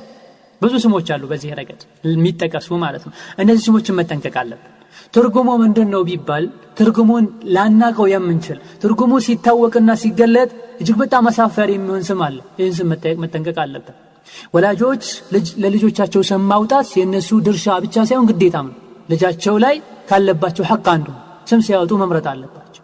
አንድ ልጅ አባቱን እንደበደበና ዑመር ጋር ከሰሰው አባት ልጁን ምን አድርገህለታል ሲሉት ምንም አላደረገልኝም አባቴ፣ እናትም አልመረጠልኝም፣ ሐቄ ነበር እናት መምረጥ፣ ዲንም አላስተማረኝም፣ ሐቄ ነበር ዲን ማስተማር፣ እንዲሁም ስምም አልመረጠልኝም ብለው መከሰሱ። ለዛ ዑመር ረዲየላሁ ዐንሁ የቀየሩት ሰው ስም አለ። هذا يخبئ وابوه يكنز። ትርጉሙ ምን ይላል ስሙ? ይሄ የልጁ ስም ባር ወደ አማርኛ ስንተረጉመው ደባቂ ይላል። የአባቱ ስም ደግሞ አጠራቃሚ ይላል። ስለዚህ ይሄ ይደብቃል፣ አባቱ ያጠራቅማል። እንዲህ አይነት ሰው አንፈልግም ብሎ ዑመር ያስወገዱበት አለ ታሪክ ላይ ስናይ። ዛሊም የሚባል ሰው ስሙ መጣና አረኛ ዛሊም የሚባል በዳይ ማለት ነው፣ በዳይ የሆነን ሰውኛ ሙስሊሞች ላይ አንሾምም ብለው የመለሱበት አጋጣሚም አለ ከሰለፎች መሃል። ለዛ አንድ ከትርጉሙ አንፃር የሚያሳፍር መሆን የለበትም። ሁለተኛ ከማህበረሰቡ አንፃር ትርጉሙ ሲታወቅ የሚያነውር ነገር መሆን የለበትም። ከስሙ አንፃር ከቃሉ አንፃር አረብኛ ቃሉ ወደ አማርኛ ተመሳሳይ ነገር ካለው የሚያሳፍር መሆን የለበትም። ለምሳሌ ለሴት ልጅ ቁራ ብሎ ቢወጣ ደስ የሚል ስም ነው። ቁራ ማለት የአይን ማረፊያ፣ አርኪ፣ ጥሩ እንደማለት ነው። ገና ባለንበት ሀገር ላይ ቁራ ቢባል በአማርኛ ቁራን ጻፉትና በሆነ ቦታ ላይ በአማርኛ ቁራ የሚለውን ሲጠሩት ምን ብለው ነው ያነቡት? መልሱን ለእናንተ ወጣዋለሁ። እንዲህ አይነት መሰል ነገሮችንም ሌላ ቂያማ ቀን አላህ ዘንድ የሚያሳፍሩ ወንጀለኛ የሚያደርጉ አይነት ስሞችን መጠራት የለበትም። ስም ላይ በጣም ጥንቃቄ መደረግ አለበት። መፍትሄው ምንድነው? የሰሃቦችን ስም መጥራት፣ የቁርአን የሐዲስን ስም መጥራት። ከዚህ በላይ ወጣ ያለ ነገር ከተፈለገ ብዙ ጊዜ አረብ ሀገር ሄደው ሰምተው ይመጣሉ ይለጥፉታል፣ አሜሪካ ሄደው ሰምተው ይመጣሉ ይለጥፉታል። በጣም የሚያሳዝነው ከኢማን ጋር የሚያጋጨው ሲያሜቱ ነው። የምዕራባውያንን ስም ወይም የኳስ ተጫዋች ወይም የፊልም ተጫዋች ወይም ደግሞ የዘፋኝን ስም አምጥቶ ለሙስሊም ልጆች መለጠፍ። የምትወደው ተጫዋች አለ ትለጥፋለች፣ ካፍርም ቢሆን። ይሄ ወላ ወልበራእን ይነካል። መውደድ ለአላህ መጥላት ለአላህ ነው። ይሄን ሰው ለማን በለሽ ነው ወደሽው? ወደሽው ለልጅሽ ስሙን ትሰጫለሽ፣ ወደኸው ለልጅህ ስሙን ትሰጣለህ። ይሄ ጥንቃቄ መደረግ አለበት። የምንወዳቸው ስሞች ካሉ ይሄ ስም በሸሪዓ ሚዛን እንዴት ይታያል ብለን ዑለሞችን፣ ሼኾችን፣ ኡስታዞችን መጠየቅ ይኖርብናል። ለልጆች ስም ማውጣት ከልጆች አስተዳደግ ጋር ተያያዥነት አለው። ሌላኛው አቂቃ ነው። ሰባተኛው እጅግ በጣም ልጆችን ሷሊህ እንዲሆኑ ከሚጠቅም ጥሩ ተጽዕኖ ካለው አንዱ አቂቃ ነው። ረሱሉ ሰለላሁ ዐለይሂ ወሰለም مع الغلام عقيقة فأهريقوا عنه دما وأميطوا عنه الأذى። ከህፃን ጋር መታረድ ያለበት እርድ አለ። ህፃን በተወለደ በሰባተኛ ቀኑ ወንድም ይሁን ሴት፣ ወንድ ከሆነ 2 በግ፣ ሴት ከሆነች 1 በግ መታረድ አለበት። ወንድ ከሆነ ፀጉሩ መላጨት አለበት። በሰባተኛው ቀን ካልተቻለ በ14ኛው ቀን ካልሆነ በ21ኛው ቀን ማድረግ ይቻላል። የሚታረደውም የሚሰራውም በተለይ የሚታረደው በሰባተኛው ቀን መሆን አለበት። አንዳንዴ እሁድ ትናንት ከነበረ ሰባተኛው ቀን ዛሬ ከሆነ በስድስተኛው ቀን እሁድ አርደው አስተካክለው አስቀምጠው ሰኞ የሚመግቡበት አለ። ይሄ ሰባተኛው ቀን ላይ መከሰት ያለበትን አንድ ቀን ማስቀደም ተገቢ አይደለም። ሱናውን ሙሉ በሙሉ እንከተል ካለም ማለት ነው። እንዲሁም ፀጉሩም ሲላጭ በዛ ቀን ቢላጭ ቆንጆ ነው። መገረዝም በዛ ቀን ቢገረዙ ቆንጆ ነው። ሴትን በተመለከተ ሴት ልጅ ፀጉሯን አትላጭም ኺላፍ ቢኖርም አራጅህ هذا والله اعلم። ህፃን ልጅ አቂቃ የተደረገለት እንደሆነ አዱንያ ላይ ብዙ መንፈዓዎች ብዙ ጥቅሞች አሉት። كل مولود مرتهن بعقيقته። ሁሉም ልጅ በአቂቃው የተያዘ ነው። አቂቃውን ያደረጉለት እንደሆነ ነው የቂያማ ቀን አኺራ ላይ አባትን እናትን ከአላህ ጋር እንደሚያስታርቅ ሸፊዕ እንደሚሆን አባት እናትን ጀነት እንደሚያስገባ ተነግሮናል። ይሄ ማዕረግ የሚገኘው አቂቃ የተደረገ እንደሆነ ነው የሚል ሐዲስም አለ። እንዲሁም ደግሞ ሸይጣንም እሱ ላይ ተጽዕኖ እንዳያሳድርበት አቂቃው ብዙ ጥቅሞች አሉትና አቂቃ ማውጣት አለብን። ቸላ ማለት የለብንም። ብዙ ወጪዎች ሲወጡ ለሱና ሲባል ወደ ኋላ ማለት የለብንም። ኢማም አህመድ ረሂመሁላሁ ተዓላ ድሃውን ካቢሆን ተበድሮ ቢያደርግ አላህ መውጫ ያበጅለታል ብዬ ተስፋ አደርጋለሁ ይላል። አቅሙን ባይኖረው ማለት ነው። ዘን ዋጅብ አይደለም። አቅም ካለው ያደርጋል። አቅም ያለው ሰው ላይ ደግሞ ዋጅብም ሊሆን ይችላል። والله اعلم መደረግ አለበት። የልጅ ሐቅ ነው። ስምንተኛው እስላማዊ የተሟላ አስተዳደግን ለማሳደግ ጥረት ማድረግ። ስምንተኛው ነጥብ አባቶች ላይ እናቶች ላይ የልጆች ማሳደግ ጉዳይ ትንሽ ነገር ቀላል ነገር እንዳልሆነ ማወቅ ይገባቸዋል። ልጆች ካደጉና ትልቅ ከሆኑ በኋላ በልጅነት የነበራቸው አስተዳደግ ተጽዕኖ እንደሚያሳድርባቸው ልታውቁ ይገባል። ወላጆች አባትም እናትም አስተማሪዎችም ጭምር የልጆች ጉዳይ ላይ ትኩረት ማድረግ ይኖርባቸዋል። በምን መልኩ ነው ልጆችን እየኮተኮቱ ያሉት ሊያውቁ ይገባል። ካሁን ቀደም የነበሩ ሙስሊሞች ልጆቻቸውን የምታሳድግ እናት እንዴት ይመርጡ እንደነበረ፣ አባትና ለልጆቻቸው አስተማሪ አስጠኝ ከፈለጉ በምን መልኩ ይመርጡ እንደነበረ ልናቅ ይገባናል። አኽላቃቸው ያማረ ስነ ምግባር ያላቸው ሶላት የሚሰግዱ አላህን የሚፈሩ ከጥሩ ሰው ጋር የሚውሉ መሆን አለባቸው። ይህ በአሁኑ ዘመን ብዙ ጊዜ ኡስታዞችን አስተማሪዎችን አስጠኞችን ቀጥሮ ወይም ደግሞ መድቦ የማስተማር ነገር ቢኖርም አናሳ ነው። እነዚህ በጥቂቱ የሚደረጉትም ደግሞ ሰው ተመርጦ አይደለም።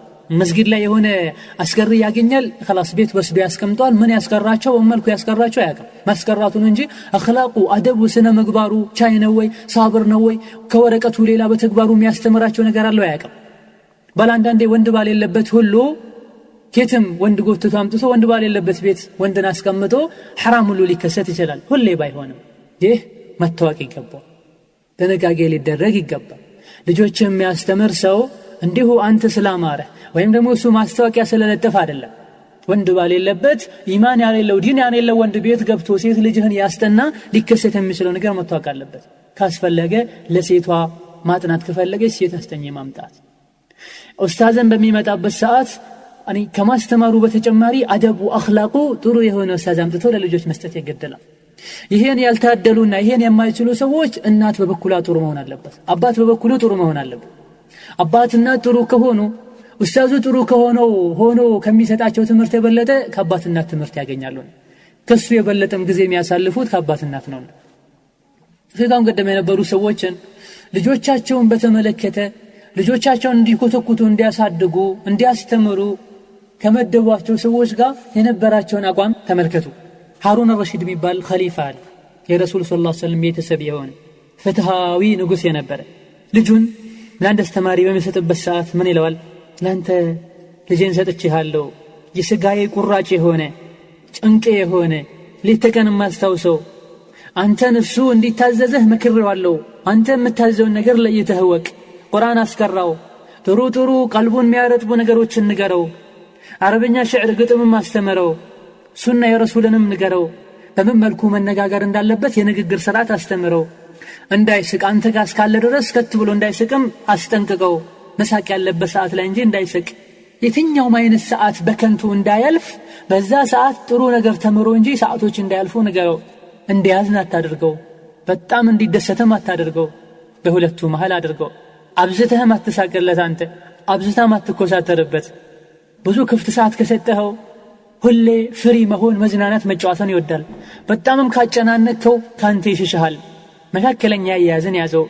እነዚህ ሁለት ነገሮችን እንቢ ካለህ ቆንጥጠው፣ በመካከለኛው ጸባይ የሚይዘው አይካለ ላላ አድርገህለት ደግሞ በጣም ከተጨማለቀ ቆንጥጠው በማለት ልጃቸውን ለሌላ ሰው አስተላልፈው ሰጥተው እንዲህ አይነት አቋም ይነግሩት ነበር። ዛሬ ግን አስተማሪው መጥቶ አንዳንዴ ይሉታል፣ አስተማሪው ከመታህ በጥፊ በለው የሚሉ አሉ፣ ተፍተህበት ሂድ የሚሉ አሉ። በአንድ በኩል አስተምረው በሌላ በኩል አትማርለት እየተባለ ማለት ነው። አብዱልመሊክ ኢብኑ መርዋን የሚባለው ሌላው ግለሰብ እንዲሁ ከሰለፎች ምን ይላል? ልጄን ስታስተምርልኝ ይሄን የምንለው ኡስታዞችን ለሚቀጥሩ ሰዎች ብቻ፣ ኡስታዞችን አስተማሪዎችን ለሚመድቡ ሰዎች ብቻ አይደለም። አስተማሪ ተክታ የምታስተምር እናትን ይሄን ነገር ማስተማር አለባት። ቁርአን ማስተማር፣ ሱና ማስተማር፣ የንግግር አደብ ማስተማር አለባት። አልምሁም الصدق፣ እውነት መናገርን አስተምረው ልክ ቁርአን እንደምታስተምረው ሁሉ ጥሩ ስነ ምግባር እንዲላበሱም ገፋፋቸው። ትልልቅ ሰዎች ጋር በምን መልኩ ትልልቅ እንደሆኑ እንዲያቁም አድርጋቸው፣ ወደፊት ትልቅ እንዲሆኑልኝ። ዕልም ካላቸው ሰዎችም አስቀምጣቸው። ወራዳ የሆኑ ዝቃጭ የሆኑ ሰዎች ጋር እንዳይቀራረቡ ከነሱ እንዳይቀልዱ አድርጋቸው። የልጆቼን አደብ ያበላሹብኛልና። ዛሬ የሚያሳዝነው ልጄ ቁርአን ቤት ሄዷል ይባላል። ማሻአላህ መንገድ ላይ አንዱ ጠልፎት ወስዶ ብስኩት ገዝቶለት አጫውቶት አዝናንቶት ይመልሳል። በማግስቱ ቁርአን ቤት ሲሄድ ቁርአኑ ጋራ ይሆንበታል። ስለዚህ ልጆች የትም እንዳይብሉ ከማንም ጋር መጫወቻ እንዳይሆኑ ሲዋሹ ካገኛቸው አስጠንቅቃቸው፣ ቆንጥጣቸው። ውሸት አንዴ መዋሸት ሌላ ውሸት እንዲዋሹ ያረጋቸዋል። ውሸት መብዛት ደግሞ ሙጅሪም ያረጋቸዋልና ኢዘን እነዚህ ካሁን ቀደም የነበሩ ታላላቅ ሰዎች ከረሱሉ ሰለላሁ ዐለይሂ ወሰለም ዘመን ቅርብ የነበሩ ሰዎች ለልጆቻቸው የነበራቸው አያያዝ ነው። ልጄን የሰውነቴን የስጋዬን ቁራጭ ሰጥቼሃለሁ አስተምረው። በዚህ መልኩኛ ልጆቻችንን ማስተማር ያለበት ነገር ለናቀና እንዲህ አይነት አያያዝ ልናደርግላቸው ይገባል። ዑመር ረዲየላሁ ዐንሁ የሆነ ቦታ ደብዳቤ ሲጽፉ ምን አሉ?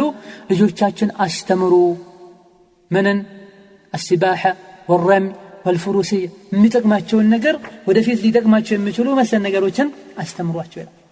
ጥሩ አኽላቅ ጥሩ ስነ ምግባር አንጸን በማስተማር ልጆቻችን ጥሩ ሊሆኑ ይችላሉ። በምን ላይ ነው የምንቀርጻቸው በምን ላይ ነው የምናነጻቸው የሚለውን በመናይበት ሰዓት የተወሰኑ ነገሮችን መጠቆም ይገድለናል። ምን ላይ ነው ትኩረት መደረግ ያለበት ልጆችን ስናሳድግ ልጆችን ስንቀርጽ የሚለውን በመናይበት ሰዓት አሳዳጊዎች ወላጆችም ሆኑ ሌሎች ኃላፊነቱን የሚሸከሙ ሰዎች ማወቅ አለባቸው። እስላም የሚያውቁ ሰዎች መሆን አለባቸው። መጀመሪያ ራሳቸው ጥጥ ውሃ ውስጥ ተነክሮ ወጥቶ ቢጨመቅ ውሃ ነው፣ ወተት ውስጥም ከሆነ ወተት ነው የሚሆነው። ወላጆችም እንደዚሁ ራሳቸው ሌላ ነገር አፍቃሪ ሆነው ልጆች ዲን እንዲያፈቅሩ መሞከር ይከብዳል። በአቅም እንኳ ቢሆን ከመግሪብ እስከ ኢሻ ከነሱ ጋር ቁርአን ይዘህ ቁጭ በል፣ ከሱቢ በኋላ ከነሱ ጋር ቁርአን ይዛችሁ ቁጭ በሉ፣ ذክር አብራችሁ በሉ። አረበኛ አቅም ካሌላችሁ የተተረጎሙ አማርኛ አረብኛ ዚክሮች አሉ፣ እነሱን አጥኑ፣ ካሴቶችን አድምጡ። ቤቱን በትንሹም ቢሆን እስላማዊ አየር እንዲነፍስበት አድርጉ። ልጆችን ወደ ኸይር ነገር ይገፋፋቸዋል። አንተ ስፖርት ከፍተህ ዜና ከፍተህ 24 ሰዓት ባለ ክፍት ሰዓት ሁሉ በቴሌቪዥን የረበሽካቸው እነሱ ያጥኑ እነሱ ይቅሩ ከየት አንተ ወደታች ይጎተትካቸው ነው። አንቺም እንደዚሁ ከውጪ እንደመጡ በሌላ ስራ እየተመርሻቸው ልጆቹ ቁርአን እንዳይሐፍዙ እንዳይቀሩ መድረሳ እንዳይሄዱ የተደረገ ነገ አድገው ልጆች ሐቄን ይጠብቃሉ አትበሉ፣ አስገምቱ። ሰው የዘራው ነው የሚያጭደው። ስለዚህ አንደኛ ደረጃ ወላጆች ሆይ አሳዳጊዎች ሆይ ራሳችሁን አንጹ። የቀጣዩን ጄነሬሽን ቀጣዩን ትውልድ ያማረ ትውልድ ይሆን ዘንድ ኢማናዊ አስተዳደግ ኢማናዊ ሐል ላይ አህዋል ሁኔታ ላይ መቅረጽ መቻል አለብን። ኢማናዊ አስተዳደግ ማለት ነው ህፃኑ መለየት ከቻለበት ጊዜ ጀምሮ ነገሮችን መለየት ከቻለበት ጊዜ ጀምሮ የእስልምና ማዕዘናትን አርካኖችን ማሳወቅ አለብን። ልክ እሳትና ቴምርን ለይቶ ሲያቅ ቤተሰብና ባዕድን ለይቶ ሲያቅ ነገሮችን መለየት በጀመረበት እድሜ ላይ የእስላምን ማዕዘናት ማሳወቅ አለብን። ስለ አላህ ስለ መላእክታ ስለ ኩቱቦች ስለ ረሱሎች መንገር አለብን። ስለ ቀብር ጥያቄ ስለ ተለያዩ ነገሮች የነገርነው እንደሆነ ልጁ በዚህ ጊዜ ማወቅ ይችላል። ነገሮችን ባንዴ ባይረዳቸው ሁሉ በሂደት ነገሮችን መረዳት ይችላል። አርካን እስላምን ስናስተምረው ስለ ሰላት ስለ ጾም ስለ ዘካ ማስተማር ይኖርብናል። ስለ እስላም ሙሉነት የእስላም አንዳንድ ህግጋትን የእስላም ሰጣቶችን ይሄን ያደረግን እንደሆነ በዚህ መልኩ የቀረጽነው እንደሆነ ልጁ አላህን ይወዳል። ይሄን ያስተማርነው እንደሆነ ከልጅነቱ ጀምሮ ህፃኖች አላህን ይወዳሉ። የአላህን Subhanahu Wa Ta'ala ውዴታ እንዲያገኝ የአላህን ጸጋዎች ልንነግረው ይገባል። ህፃኑ ልጅ ባንዴ ዘሎ አይደለም አላህን የሚያውቀው አላህን የሚወደው የአላህን ውዴታ እንዲያገኝ ልጁን ስለ አላህ Subhanahu Wa Ta'ala ፍቅር ልንነግረው ይገባል። ይሄ ፍቅር እንዲመጣ የአላህ ውዴታ እንዲመጣ የአላህን ጸጋዎች መንገር አለብን። ለምሳሌ ብዙ ጊዜ ቢባልም አብዛኞቹ ያደርጉትም ምግብ ስንበላ ይሄ ምግብ ከየት ነው የመጣው ብላችሁ ጠይቁት። ማማ ነው የመጣችው ይችላል። ገና ከየት መጥቶ አስሉ አላህ ነው ያረዘቀን። አይኑ ማን ነው የሰጠህ? አላህ ነው የሰጠኝ። እግር ማን ነው የሰጠህ? አላህ ነው የሰጠኝ። እግር ባይኖርህ እንዴት ነበር የምትሄደው? የተደበር እናደርጋቸው። ካላወቁ ዛሬ መልስላቸው፣ ነገ መልስላቸው፣ የሚቀጥለው ቀን ራሳቸው ይመልሳሉ። እንዲሁ ህፃን ልጅ በሚታመምበት ሰዓት ማን እንዳሳመመው በማሳወቅ ከዚህም ሊፈውሰው የሚችለው ማን እንደሆነ በመግለጽ አላህ ያርግህ ብሎ ልጅ ዱዓ በመናደርግበት ሰዓት ከዛም ድኖ ደህና በሚሆንበት ሰዓት አላህ ነው ያረገህ ጤና የሰጠህ እጅግ የሰጠህ ስንለው የአላህ ውዴታ ልብ ውስጥ ይመጣል። በተለያዩ አጋጣሚዎች አላህ ለልጁ የሰጠውን ጸጋ ከአላህ ጋር ማያያዝና አላህን እንዲወድ ማድረግ ይቻላል። በዚህም ልጁ ልብ ውስጥ የአላህ መሐባ የአላህ ውዴታ ያድጋል ማለት ነው። ኒዕማዎች በሙሉ ከአላህ እንደሆኑ በማስረዳት በተለያየ መልኩ። ሁለተኛው የረሱል ሰለላሁ ዐለይሂ ወሰለም ውዴታ ውስጣቸው ላይ እንዲኖር ማድረግ፣ ይህም የነብዩን ታላቅነት በማሳወቅ ለሰው ልጅ ለኛ ብለው የተላኩ የረህመት ነብዩ እንደሆኑ በማሳወቅ ብዙ ነገር እንዳደረጉን በመግለጽ የረሱልን ስሞች የረሱልን ሐረግ የዘር ሐረግን እንዲሁም ባህሪዎቻቸውን የሰሃቦቻቸውን ልዩ ሰሃቦች ከረሱል ጋር ሰለላሁ ዐለይሂ ወሰለም ለየት ያለ ታሪክ የነበራቸው ሰዎችን ስም በመንገር የነብዩን ጀግንነት በመንገር የነብዩን ጥሩ ስነ ምግባር አኽላቃቸው በመሎ ጥሩ ነው።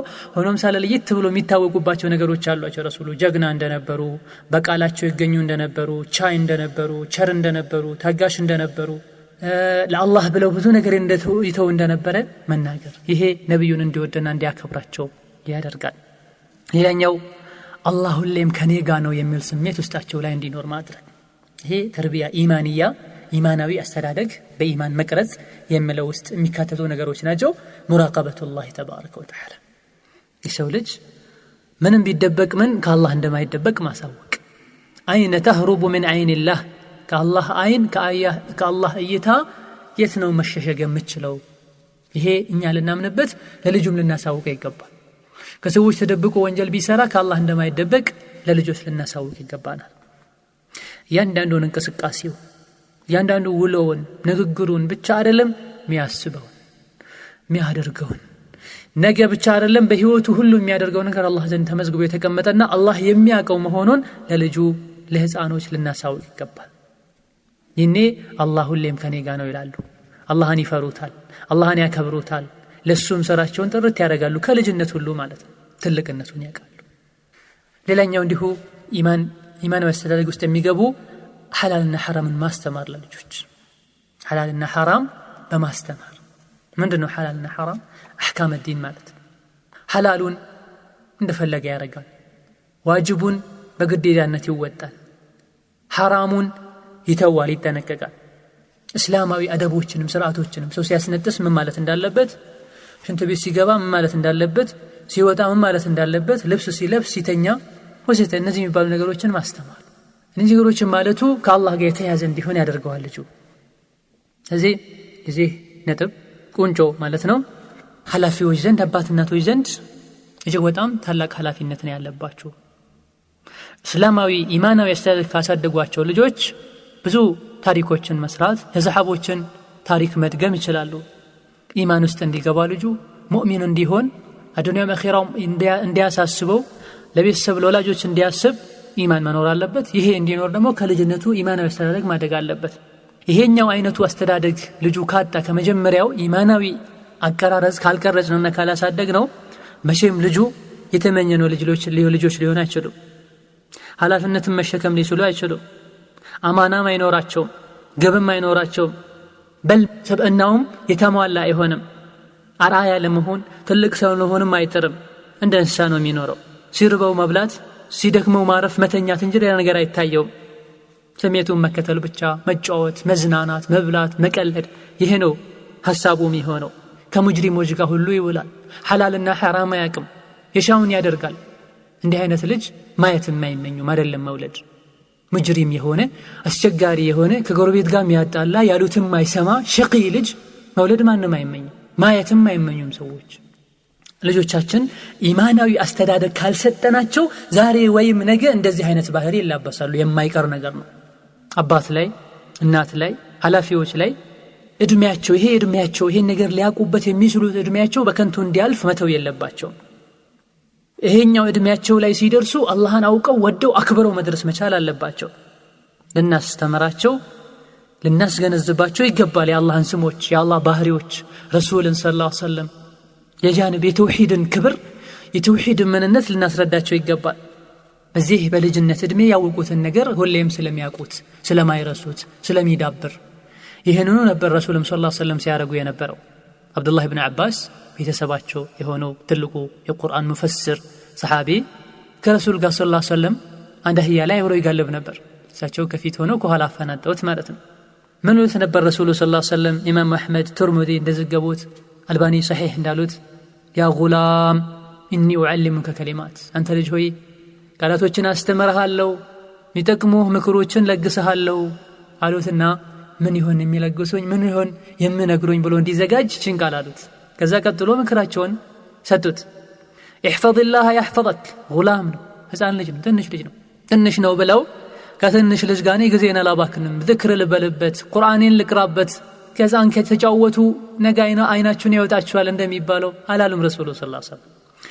ልጅ ላይ በአግባቡ አንድ ነገር ማስቀመጥ ማለት የማይጠፋ ነገር እንደሆነ፣ ህፃን አእምሮ ላይ አንድ ነገር መሳል ድንጋይ ላይ እንደመሳል እንደሆነ ረሱሉ ያውቃሉ ሰለላሁ ዐለይሂ ወሰለም። ልጆቻችንን ልንነቃቸው አይገባም። 4 ዓመት 5 ዓመት ከሆናቸው ጀምሮ ያውቃሉ። ለሚጠየቅህ ጥያቄ በተቻለ መልኩ መልስ ስጠው፣ አግባብ ያለው መልስ፣ አጨቅጭቀኝ አትበል።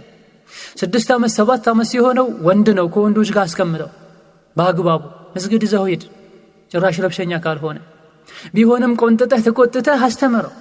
ረሱሉ ሰለላሁ ዐለይሂ ወሰለም በ5 ዓመቱ እንዲህ ሲያደርጉ አይቻለሁ ብሎ ሐዲስ የዘገበ ሰው አለ። በ5 ዓመቱ የተደረገው ነገር አስታውሶ የዘገበ ሰው አለ። ከረሱል ጋር ይቀመጥ ነበር፣ ከረሱል ጋር ይውል ነበር ማለት። አብዱላህ ኢብኑ ዑመር እንዲሁ ረሱሉ ሰለላሁ ዐለይሂ ወሰለም ከዛፎች መሃል ምርጥ ዛፍ ምንም ማይጣል ዛፍ ምንድናት ብለው ሲጠይቅ ሁሉም ሰዎቻችን ዛፍ ማወቀቅቷቸው ጫካ ሲያስቡ የተለየ ቦታ ሲሄዱ እኔ ግን አውቂያት ነበር። እዛ ጋር ያለው ሰው ሁሉ ትልቅ ስለሆነና እኔ ህፃን ስለሆንኩኝ መመለስ ከበደኝና ዝም አልኩኝ። በኋላ ረሱሉ ተናገሩ። ቤት ከገባው በኋላ ለአባቴ ነገርኩትኝ። ስነግረው ምን ነው በተናገርከለኝ አለኝ። የከለከለኝ ሐያ ብቻ ነው ታላላቆች ስለሆኑ። አብዱላህ ኢብኑ አባስም እንዲሁ የሹራ አባላት ውስጥ ዑመር ይዞት ገብቶ ይሄ አይነት ህፃን እኮ እኛም ጠፍቶን አይደለም ይሄማ ከገባ እኛም ህፃናችንን ለምን አናመጣም ይባል እንደነበረ ሲራ ላይ ተቀምጧል። ህፃን ከመሆኑ ጋር አብዱላህ ዑመር ኢብኑ አልኸጣብ የሹራ መድረክ ውስጥ ይዞት ይገባው ነበር ከትልልቅ ጀግኖች ጋር ከወንዶች ጋር ማለት ነው። አደን ልጅ ህፃን ነህ ብለህ አትተወው። አስተምሮ ያስተማርከው ነገር ነው የሚማረው። የኳስ ፍቅር ከሆነ ከልጅነቱ ጀምሮ ያስተማርነው ልጁን ኳስ አፍቃሪ ነው የሚሆነው። ልጅቷንም ዘፈን እንድትከታተል ፊልም እንድታይ ድራማ እንድትከታተል ከሆነ ያደረግናት ወደፊትም ከሷ ጋር አብሮ የሚያድገው ይሄው አያያዝ ነው። ከልጅነታችን ጀምረን እንደ ትልቅ ሰው አድርገን ከያዝናቸው ትልቅ ሰው ይሆናሉ ላሸክ። ከልጅነታቸው ደግሞ ልጅ ናቸው ብለን ከተውናቸው በዛው ይቀጥላሉ። ስለዚህ ረሱሉ ታላቁ ሰው ለስንት ነገር የሚጨነቁት ሰው ያ ጉላም አንተ ህፃን አንተ ልጅ ላስተምርህ ነው ተዘጋጅ፣ አላህን ጠብቀው አላህ ይጠብቅሃል አሉት። አላህ ያኔ የሚጠፋ አቃ አይደለም የሚጠበቀው ድንበሩን ጠብቅ ማለት አረብ ነው ይገባዋል። ባጭሩ ነብዩ ሙጅመል አድርገው ሲናገሩ ምን ማለት እንደፈለጉ ይገባዋል። አላህን ጠብቀው ይጠብቅሃል፣ የአላህን ድንበር ጠብቅ ማለት ነው። አላህ ውሸት አይወድም አትዋሽ ያሉት ነው። መስረቅ አይወድም አትስረቅ ያሉት ነው። ሰው ማስቸገር አይወድም ሐቅን የሰው ሐቅ መንካት አይወድም አትንካ ያሉት ነው። ድንበሩን ጠብቅ ያህፈظك ይሄን ያረክ እንደሆነ አላህ ይጠብቅሃል። احفظ الله تجده تجاهك አላህን ጠብቀው ሁሌም አላህን ፊት ለፊትህ ታገኘዋለህ። ከፊት ሆኖ መንገዶችን ሲያመቻችልህ ታገኘዋለህ። አጠገብህ ቅርብ ሆኖ ታገኘዋለህ። ይሄ ባንተ ትልቅ ምክር ነው። አላህን እንዲፈራ አላህን እንዲያከብር ያደረጉት ነው። አሁን ደግሞ አላህን ለቅና ሁሉ ለተመልኩ ሲነግሩት وإذا سألت فاسأل الله አንድ ነገር መጠየቅ ከፈለክ አላህን ጠይቅ። አንድ ነገር መጠየቅ ከፈለክ አላህን ጠይቅ። ልጆች ቀጥታ ከአላህ ጋር ካያያዝናቸው በአላህ ይረካሉ።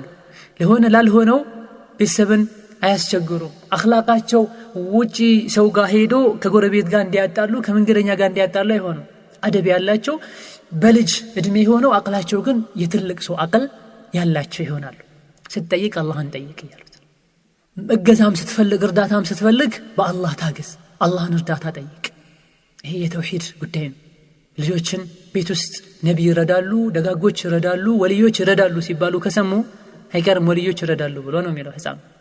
ወልዮች አሞኛል ዛሬ ሼኽና ሁሴን ሰይድና ኸድር አፊያ ያረጉኛል ስትል እናት ከሰማ ይሄንን ነው የሚለው ረሱሉ ሰለላሁ ዐለይሂ ወሰለም። ይሄን እየነገሩት ነው። ምንም ነገር ምን ይሁን መጠየቅ ከፈለክ አላህን ጠይቅ። አፊያ ነው፣ ዕልም ነው፣ ስኬት ነው፣ አላህን ጠይቀው።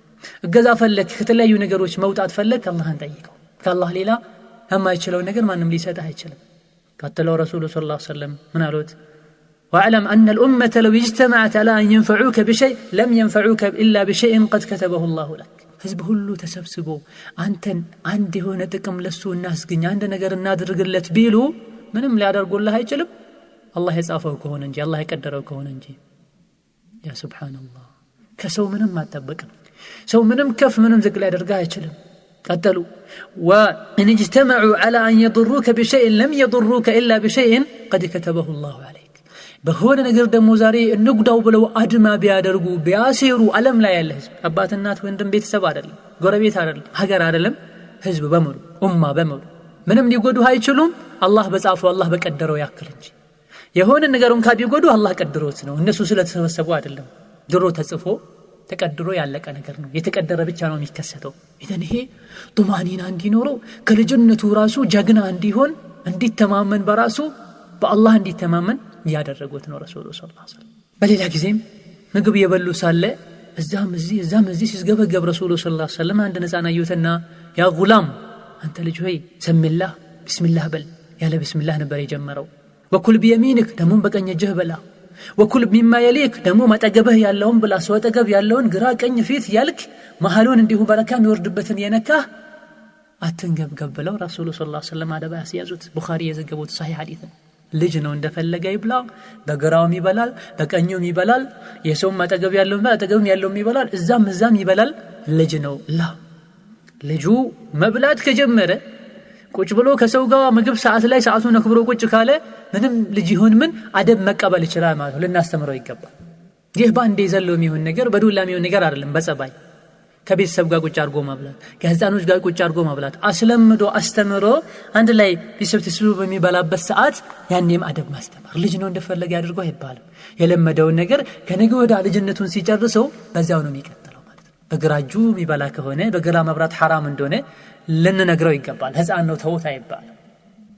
እንዲሁ አጠገቡ ያለውን ትቶ በዛ በኩል ሄዶ ያለምንም ምክንያት ማለት ነው አጠገቡ አንድ ምግብ ሆኖ በዛ በኩል የሚሻል ምግብ ካለ ችግር የለውም ማስተካከል ለሁሉም ማዳረስ ግዴታ ነውና፣ ግን ምግቡ አንድ አይነት ሆኖ እዛ ያለው የሚበላ ከሆነ እንዲሁም አፉ ላይ የነከሰውን ያኔ የተቀረውን አውጥቶ የሚነከር ነገር ከሆነ እዛ ላይ የሚነከር ከሆነ ከአፉ ከእጁ የተመለሰውን ነገር ሰሃን ላይ መልሶ ምጥል ከሆነ እንዲህ አይነት ሲታዩ የሚዘገንኑ የሚከብዱ ነገሮችን ልጅ ነው ብለን ልንተው አይገባም። ምናልባት ወንድ ሲሆንም ትልቅ ስትሆንም አብሯቸው ሊያድግ ስለሚችል አደቦችን ማስያዝ አለብን።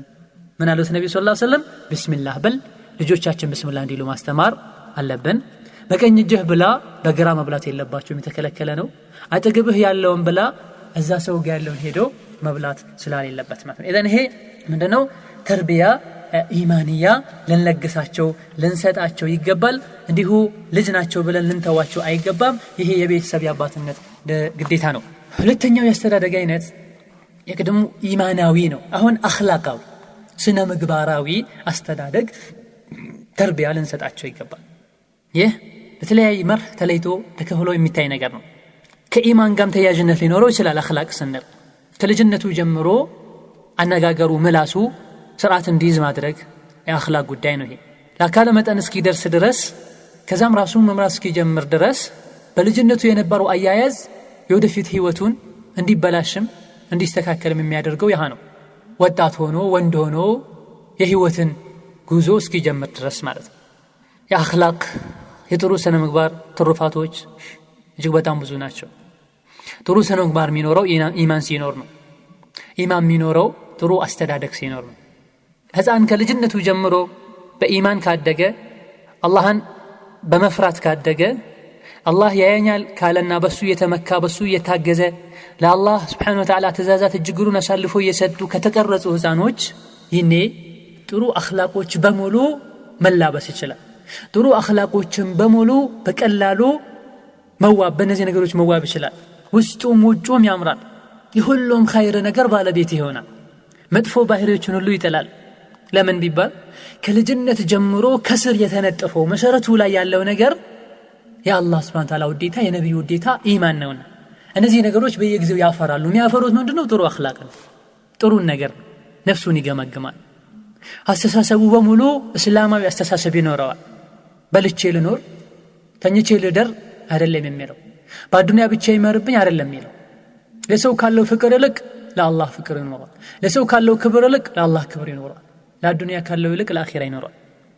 መጥፎ ነገሮችን እንዳያደርግና እንዳያስብ የልጅነት አስተዳደጉ ግርዶሽ ይሆንበታል። መጥፎ ባህሎችን መጥፎ ተለምዶችን ውስጡ አይቀበለውም። ሁሌም የሚገሰግሰው ወደ ኸይር ነገር ነው የሚሆነው። ጥሩ ነገሮች ሁሉ ይናፍቃል። ጥሩ ነገር ሁሉ የሱ ባህሪው ይሆናል። መጥፎ ነገር ባየ ቁጥር ሁሉ ይሸማቀቃል። ጥሩ አኽላቆችን ይላበሳል። መጥፎ ነገሮች ባየ ቁጥር ሁሉ ይሸማቀቃል። መጥፎ ነገር አይወድም። መጥፎ ነገር ከሚያደርጉ ልጆች ይርቃል። የዚህ ተቃራኒውም ትክክል ነው። መጀመሪያ ላይ አላህን ካላሳወቀን ረሱልን ካላሳወቀን አኽላቃቸው ኢማናቸው ደካማ ከሆነ አኽላቃቸው ደካማ ነው። ልክ እንደዚሁ አሁን ካልነው በተቃራኒ መጥፎ ነገር ሁሉ ይወዳሉ፣ ጥሩ ነገር ሁሉ ይጠላሉ፣ መጥፎ ነገር ሁሉ ይናፍቃሉ፣ ከኸይር ነገር ሁሉ ይሸሻሉ። መጫወት፣ መዝናናት፣ መተኛት፣ አንድ ነገር አድርጉ ሲባል አይናቸውን ማሻሸት፣ ማልቀስ፣ መነጫነጭ ሁሉ ይጀምራሉ ማለት። ተርቢያችን ከዲን እስላም የራቀ ከሆነ ማብላት ማጠጣት ብቻ ከሆነ ከአላህ ጋር Subhanahu Wa Ta'ala ካላያያዝናቸው ፋሲቅ ነው የሚሆኑት ልጆቹ። አይናውጣ ነው የሚሆኑት፣ ገጠወጥ ነው የሚሆኑት። ስሜታቸውን ዝንባሌያቸውን ነው የሚከተሉት። መጥፎ ነፍሳቸው ያዘቻቸውን ሁሉ ነው የሚያደርጉት። ሸይጣን ሁሉ ይጫወትባቸዋል። ለነፍሳቸው ያማራቸውን ሁሉ ያደርጋሉ፣ ያላማራቸውን ሁሉ ይተዋሉ። አባት ቢጮህ እናት ብትጮህ ማለት ነው። ይሄኔ መጥፎ ስነ ምግባሮችን ሁሉ ይላበሳሉ። አኽላቃቸው ሁሉ እነሱ ላይ የሚታየው መጥፎ ይሆናል። መጥፎ የሚባሉ ባህሪዎች ኡመቱ ማይወዳቸው አይደለም ሙስሊም ብቻ አይደለም የትኛውም ሰው የማይወዳቸው ባህሪዎች ሲያዩዋቸው ሁሉ አዑዝ ቢላሂ ሸይጣን ረጂም የሚያስብሉ ባህሪዎች ይከሰታሉ ማለት ነው። ምን ሲጠፋ? ከመጀመሪያ ኢማናዊ አስተዳደግ ሲጠፋ፣ ከዛ አኽላቅ ሲበላሽ ይሄ ይመጣል ማለት ነው። ውሸት ይጀምራሉ፣ ምላሳቸው አይስተካከልም። ይህ ውሸት ደግሞ ጸያፍ ባህሪ ነው። አባት እናት ላይ ኃላፊዎች ላይ የግድ ልጆቻቸውን ከውሸት ሊያርቁ ይገባቸዋል። አስቀያሚ የሆነ የውሸት ባህሪ ላይ ሳይዘፈቁና ሳይለምዱት በፊት የውሸትን አስቀያሚነት የውሸትን መጥፎነት ለማወቅ እስላም ነብዩ ሰለላሁ ዐለይሂ ወሰለም ከሙናፊቅነት መገለጫ አንዱ አድርገው መግለጣቸው ብቻ ይበቃል። የሙናፊቅነትን ምልክት ሲነግሩ ሲዘረዝሩ አንደኛው ምን አድርገዋልና ውሸትን አድርገዋል። አብዱላህ ኢብኑ ዑመር ኢብኑ አልዓስ ረዲየላሁ ዐንሁማ አን ነብዩ ሰለላሁ ዐለይሂ ወሰለም قال አብዱላህ ኢብኑ ዑመር ኢብኑ አልዓስ ታላቁ ሰሐቢ العابد الزاهد نبي سيلو سمتشالو نبي صلى الله عليه وسلم قالوا 4 من كن فيه كان منافقا خالصا አራት ነገሮች የተገኙበት ሰው ጥርት ያለ ሙናፊቅ ሆኗል። ሙናፊቅ ማለት ደግሞ ጀሃነም ታችኛው ዘቅት ላይ ነው የሚገባው። ሐዲስ ቁርአን ላይ አላህ ሱረቱ አኒሳ ላይ እንደነገረን አስመሳይ ማለት ነው። ሙስሊምም ያልሆነ ያለየለት ካፍርም ሆኖ ያለየለት ያመሳሰለም ይኖር። ومن كانت فيه خصلة منهن ከነዚህ ከአራቱ ነገሮች አንድ ያለበት ሰው የኒፋቅ የሙናፊቅነት የተወሰነ ከፊል አለበት። በተወሰነ መልኩ ሙናፊቅ ነው ማለት ነው። አራቱን ካጠቃለለ ሙሉ ሙናፊቅ ነው። ከነዚህ ከአራቱ ከሚዘረዘሩት ቀጥሎ መሃል አንዱ ካለሱ ጋር ሙናፊቅ ይሆናል። ምንድናቸው እነዚህ? እነዚህ እስካልተወደረሰ ሙናፊቅነቱ አይተውም ይላሉ። ማናቸው እነዚህ? ኢዛ ኡቱሚነ ኻን፣ አንድ ሰው አማና ከሰጠው አማናውን ይበላል፣ ይከዳል። ሲናገር ይዋሻል። ሁለተኛው። ሶስተኛው አንድ ነገር ቃል ከገባ በቃሉ አይገኝም። ያረጋለው ካለ አይረግም። የፊተኛው አንድ ነገር አማና ከሰጡ ሰዎች ይበላል ነው። ሁለተኛው ሲናገር ይዋሻል ነው። ሶስተኛው አንድ ነገር አደርጋለሁ ብሎ ቃል ይገባና ያን ቃል አይሞላም። ሲከራከር ድንበር ያልፋል፣ በውሸት ይከራከራል። ሐቀኛ አለመሆኑን ያወቀ ላለመሸነፍ ብሎ ግትር ይላል። ይህ ቡኻሪና ሙስሊም የዘገቡት ሰሂህ ሐዲስ ነው። ሙናፊቅነት ከመገለጫው አንዱ ውሸት ነው። ልጆች ሙናፊቅ ይሆናሉ። ከዛ በኋላ ያረጉትን አላረኩም ይላል፣ ያላደረጉትን አርጋለሁ ይላል። እዚህ ቦታ አይቼሃለሁ ወንጀል ጋር ብትለው ሁሉ አላየኸኝም፣ አይቼሻለሁ ብትያት አላየሽኝም። نعم ውሸትን እንደቀላል ይለምዱታል። የት ዋልክ? እዚህ ዋልኩኝ። ኳስ ሲጫወቱ ነው መስጊዱ እያለው ይላል። ከሆነ ወንድ ጋር ስትላፋውላ የት ነው ያልኩት? መድረሳ ነው ወይም ጓደኛዬ ጋር አክስቴ ጋር ነው ያልኩት ትልሻለች። ሌላም ማዘዞች ይመጣሉ። እንዲሁ ተመሳሳይ ሌላ እኩይ ተግባር ስርቆት ሁሉ ይጀመራል። እናት ብር ታስቀምጣለች፣ ላጣርገው ይዘው ይላሉ። የተለያዩ ነገሮችን ለምደው ሊገዙበታል። አባት እንዲሁ ጃኬቱን አውጥቶ ያስቀምጧል። ከዛ የሆነ ነገር ላጣርጎ ይወጣል። ትምህርት ቤት ሲኬድ የተፈለገው ነገር ይደረግበታል። ምናልባትም ሐራም ነገር ሁሉ ይገዘበታል። ከውሸት ማይተናነስ አደገኛ መጥፎ ባህሪ ነው። ዲንን የማያውቁ ማህበረሰቦች ውስጥ እጅጉኑ የተስፋፋ ነገር ነው። ኢማንን አስተዳደግ ያላገኙ ልጆች ላይ በተለይ እንዲህ ነገር በሰፊው ይታያል፣ በግልጽ ይታወቃል። ህፃን ልጅ አላህ ያየኛል የሚለውን ነገር ከመጀመሪያው ካላስተማር ነው መጨረሻ ላይ አያውቅም። ከዛ በኋላ አያውቅም ይሄን ነገር። አማና መጠበቅ እንዳለበት፣ ታማኝ መሆን እንዳለበት፣ ወላጅ ማክበር እንዳለበት፣ ስርቆት ሐራም እንደሆነ ውሸት እንደሆነ ከመጀመሪያ ካልተነገረው ከዛ በኋላ አያውቅም። ከዛ በኋላ ከቤት መስረቅ ጀምሯል፣ ከውጪ ይሰርቃል። ቤት ማጭበርበር፣ ማታለል፣ መዋሸት ጀምሯል፣ ከውጪም ይዋሻሉ። የሰዎችንም ገንዘብ ያለ ሐቅ ይዘርፋል። ከአባትናቱ ወርቅ ወስዶ የሸጠ መንገድ ላይ ወርቅ ባየ ቁጥር ነጥቆ መሄድ አይከብደውም። ከአባቱ ኪስ ያወጣ ታክሲ ውስጥ ሲቀመጥ ወይ ምን ቦታ ላይ ሰዓቱን ሁኔታው ተመቻችቶ ሲያገኝ መውጣት አይከብደውም። በዚህ መልኩ ሙጅሪም ሆኖ ቤት ብቻ አይደለም ሀገር መንደር ያወቀው ወንበዴ ይሆናሉ ማለት ነው። አላህ ይጠብቀን። ስለዚህ ከልጅነት ጀምሮ ልባቸው ውስጥ የአላህ ፍርሃቻ፣ አላህ ያየኛል፣ አላህ ይሰማኛል፣ አላህ ይቆጣኛል፣ የተቆጣኝ እንደሆነ እሳት ውስጥ ይከተኛል የሚል ስሜት ልጆች ውስጥ እንዲኖር ማድረግ ዋጅብ ነው ወላጆች እናንተ ላይ። እንዲሁ ደግሞ ይሄን ባህር እንዲሸሹት የዚህን ነገር ጸያፍነት እንዲሁም ደግሞ አስከፊ ውጤቱንም ለነግራቸው። እገሌ የሚባለው ሰው ዋሽቶ እኮ አባቱ ገረፈው፣ ዋሽቶ ተዋረደ፣ ሰርቆ ታሰረ፣ ተያዘ የሚለው ነገር ልጆች መስማት አለባቸው። ከዛ አላህን ከመፍራቱ ጎን ለጎን ትምህርት ይሆናቸው ዘንድ ማለት። እንዲሁ ተመሳሳይ መጥፎ ባህሪዎች በኢማን በአኽላቅ ባለመነጻችን የሚመጡ መሳደብ፣ ጸያፍ ቃል መናገር፣ መራገም ባህሪዎች ይመጣሉ። አሁንም ይሄ اخلاق ያሌላቸው ቤተሰቦች ውስጥ የተስፋፋ ነገር። እንደዚህ ሁኑ፣ እናት እንደዚህ ትሁን፣ አባት ይሆን እየተባለ የሚባል ምናልባት አላህ ዘንድ ሱብሓነሁ ወተዓላ አርሽ ሊንቀጠቀጥለት የሚችል ጸያፍ ቃሎች ይነገራሉ። እናት ቤት ቁጭ ብላ በልጇ ምክንያት ትስተደባለች። ይሄ ከየት የመጣ ነው? ልጆችን ከልጅነታቸው ምላሳቸውን አለማስተካከል፣ ምላሳቸውን አለመቆንጠጥ፣ በተናገሯት ትርፍ ቃል ሁሉ እነሱን አለመቆጣጠር ያመጣው ነገር ነው። ወደ ኩፍር ቃል ሁሉ ይሄዳል።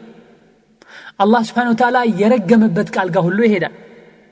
ሶስት ሰዎችን አላህ የረገማቸው ነው ብሎ አንደኛው እናቱን የሚሰድብ ሰው ብሏል ነብዩ ሰለላሁ ዐለይሂ ወሰለም። ማን ነው እናቱን የሚሰድበው ሲሉት አንድ ሰው የሰው እናት ከረገመ ያ ሰው የሱን እናት መልሶ መርገሙ አይቀርም። አሁን ባለንበት ዘመን እጅግ በጣም ጸያፍ የሆነ ቃል በየቦታው ይሰማል። ወላሂ ይዘገንናል። የሰውነት ጸጉሮች ሁሉ ተነስተው ይቆማሉ። አምጣ ወልዳ በችግር በስቃይ ያሳደገች እናት እንደዚህ ተውን ተብሎ ይባላል። በላንዳንዴ አልፎ አልፎ ያ ሱብሃንአላህ ሴቶችም ይሄን ሲጠቀሙ ሁሉ ይሰማል። አይቡን ወዓር ትልቅ ውርደት ነው። አሽሀዱ አን ላ ኢላሀ ኢለላህ የምትልበት ምላስህ ላይ ምላስሽ ላይ ይሄን መጠቀም። ስለዚህ ልጆች ከልጅነት ምላሳቸውን አላህ እንደሚቆጣጠራቸው በምላስ ምክንያት ጀሃነም እንደሚገባ ካሳወቅናቸው በስተቀር መጥፎ ቃል መጠቀማቸው አይቀርም። ስለዚህ ከቁርአንና ከሐዲስ መራቅ የለባቸውም ልጆች። ይህ የሚኖረው ብዙ ጊዜ መቼ ነው? ይሄ ጸያፍ ቃል መናገር፣ መሳደብ፣ ትርፍ ቃሎችን ማሰማት አንዳንዴ ከቤተሰብ ችግር ሲሆን መንስኤው ማለት ነው። እዚህ ነገር አባትና ትርፍ ቃል የሚናገሩ ከሆነ እንደዚህ ሁኚ፣ እንደዚህ ሁን፣ አንተ እንደዚህ፣ አንቺ እንደዚህ ተብሎ ትርፍ ቃሎች የሚባሉ ከሆነ ለልጆች ይቀላቸዋል። አባትናት ሚሉትን ነው ልጅ የሚያደርገው። ከናንተ አባትናቶች ኃላፊዎች ከአፋቸው መጥፎ ነገር እንዳይወጣ ጥንቃቄ ያድርጉ። ሁለተኛው ይሄ እንደ ምክንያት የሚሆነው መጥፎ ውሎን አስተዳደግ የበደላቸው ይባላል። ብዙ ጊዜ አባትናት ግድ የለሽ ከሆኑ ወይም ደግሞ ከነሱ ጋር አብሮ ያላደጉ ከሆነ ልጆች የሚናገሩትን የሚያደርጉትን አላህ ያሰማቸው። ከነሱ ጋር ኳስ የሚጫወቱ ከሆነ ከነሱ ጋር መንገድ ላይ ቁጭ ብለው ሚዝናኑና የተለያየ ነገር የሚያደርጉ ከሆነ መጫወቱን ብቻ ሳይሆን ተምረው የሚገቡት ከአፋቸው የሚወጣውንም ጭምር ከእጃቸው የሚደረገውንም ጭምር ተምረው ነው የሚገቡት። ይህ አስተዳደጉ ጥሩ ያልሆነና ያልሆነች ሲናገር የሰማውና የሰማቸውን ቤት ገብተው ይደግሙታል፣ እርስ በርሳቸው ይሉታል ማለት ነው። ሙናፊቅ የሆኑ ሙጅሪም የሆኑ ጓደኞች ጋር አብረው ከዋሉ ማለት ነው። ስለዚህ ወላጆች ሆይ አደራችሁን ግዴታችሁም ጭምር ነው ለልጆቻችሁ ቆንጆ አርአያ ሁኑ፣ ጥሩ አርአያ ሁኑ። ጥሩ አርአያ ከሚሆኑ ሰዎችም ጋር እንዲውሉ አድርጉ። ምላሳቸውን ጠብቁ፣ ውሏቸውን ጠብቁ። ቆንጆ ቃሎችን አስተምሯቸው። አንተ እንደዚህ አንቺ እንደዚህ ከማለት ይልቅ ጥሩ ቃሎችን እንዲጠቀሙ አድርጓቸው። ማዕቀብም ጣሉ።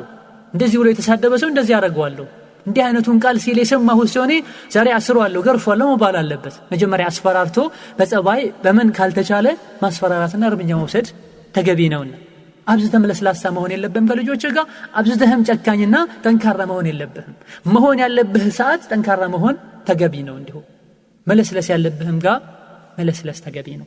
እንዲሁ አንድ አይነት አካሄድ መከድ የለበትም።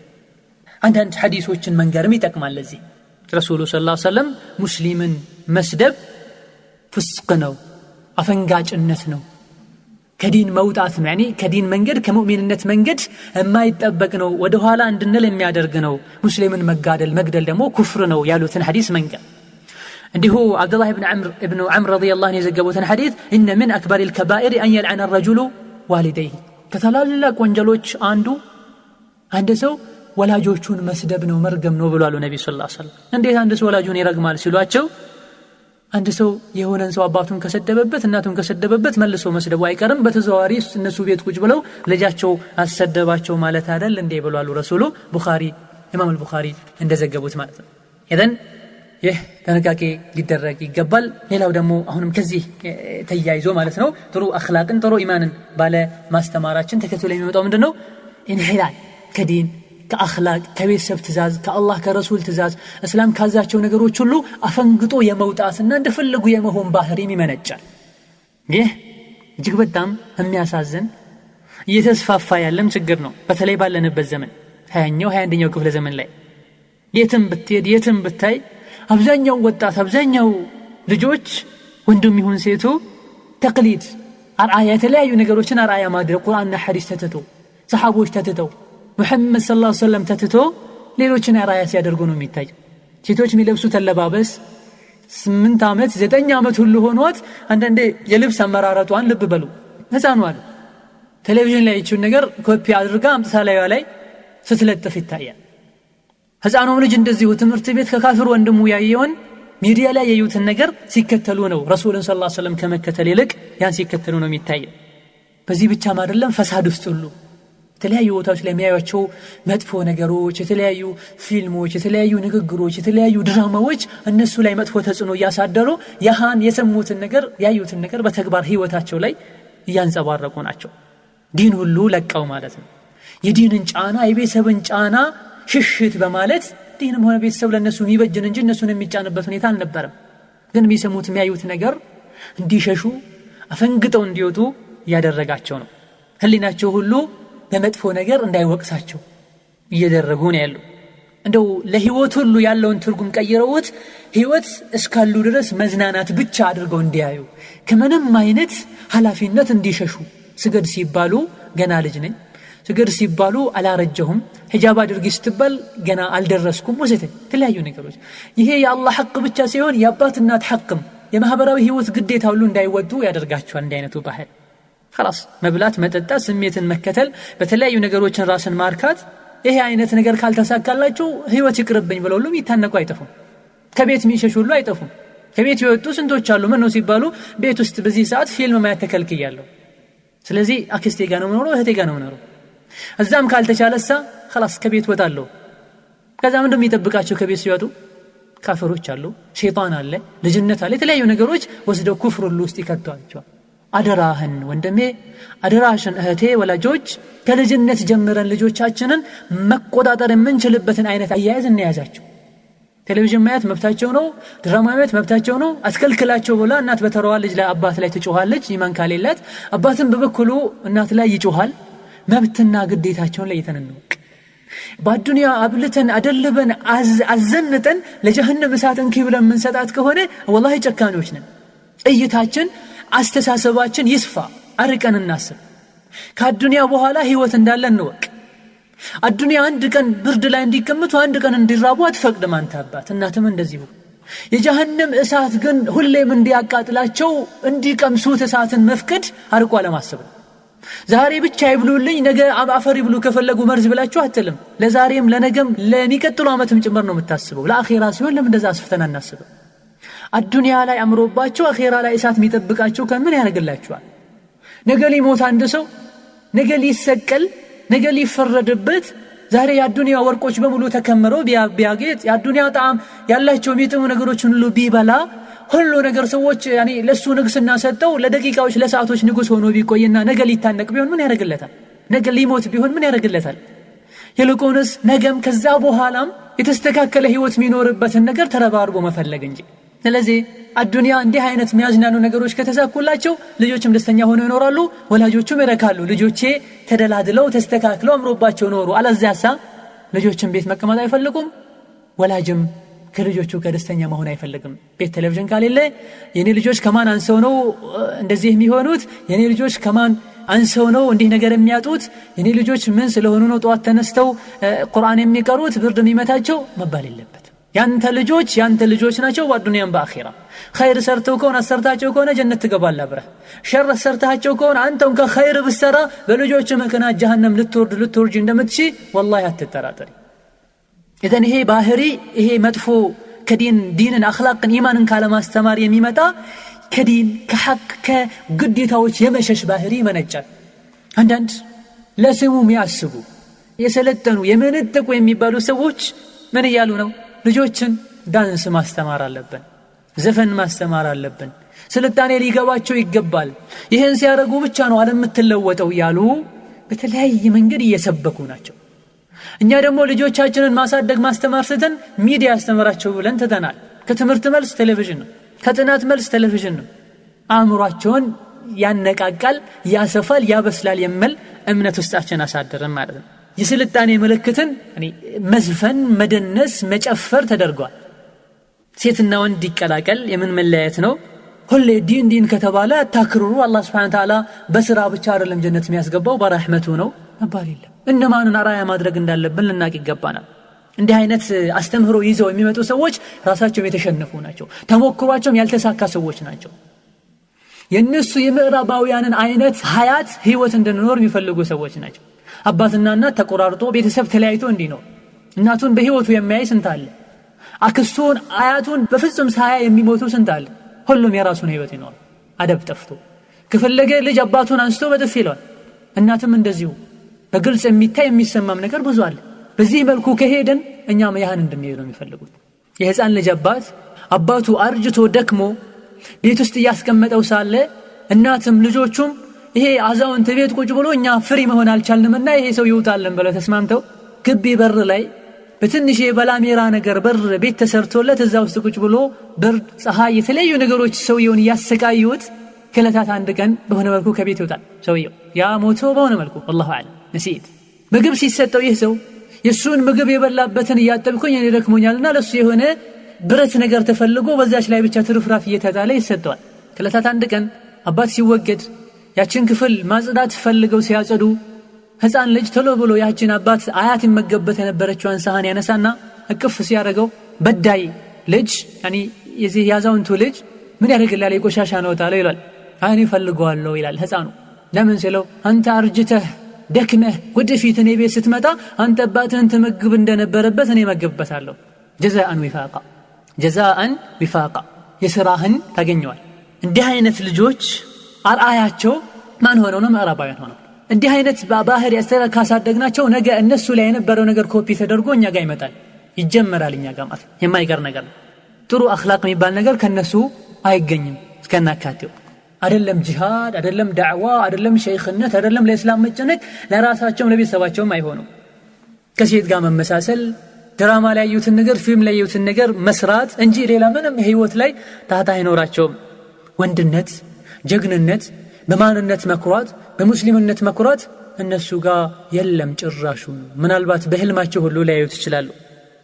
ከወንበዴነት ወደ ወንበዴነት ከሙፍሲድነት ወደ ባሰው ይሄዳሉ እንጂ ሊሻሻሉ መቼም አይችሉ ስለዚህ ወድ አባት ወድ እናት ወላጆች ከወዲሁ እንዲህ አይነት ባህሪ ልጆች ላይ ልብ ካላችሁ ተነስገድ ሲባል አልሰግድ የሚል ከሆነ 7-9 ዓመት ሆኗቸው ሒጃብ አርጊ ሲባሉ አይ የሚሉ ከሆነ ለወደፊት ልትፈሩ ይገባል ከኃላፊነት ከዱንያም ከአኺራም ኃላፊነት እየሸሹ ነውና ለአላህ ሐቅ ያልጠበቀ እናንተን ሐቅ والله አይጠብቅም ቢጠብቅም ከጀርባ የሚያመጣው መዘዝ የከፋና የሰፋ ነው የሚሆነው إذا ይህ ጥቂት ስለ አኽላቅ ስናነሳ አኽላቅ ወአስተዳደግ ስንል ታልቃ የገቡ መጥፎ ባህሪዎች ናቸው ጥሩ አኽላቅ ካለ መጥፎ አኽላቅ ይኖራል በውሸት ቦታ እውነትን በኒፋቅ ቦታ ኢኽላስን ልንተካላቸው ይገባል ከዚህ አንደኛው ኢማናዊ አስተዳደግ ነው ሁለተኛው እስላማዊ አኽላቅ የተሞላበት አስተዳደግ ነው ሶስተኛው ያስተሳሰብም አስተዳደጋል አስተሳሰባቸው ንጹህ እንዲሆን አሁን ያለን በዘመን ላይ እጅግ በጣም የተለያዩ አስተሳሰቦች የተለያዩ አካሄዶች የተለያዩ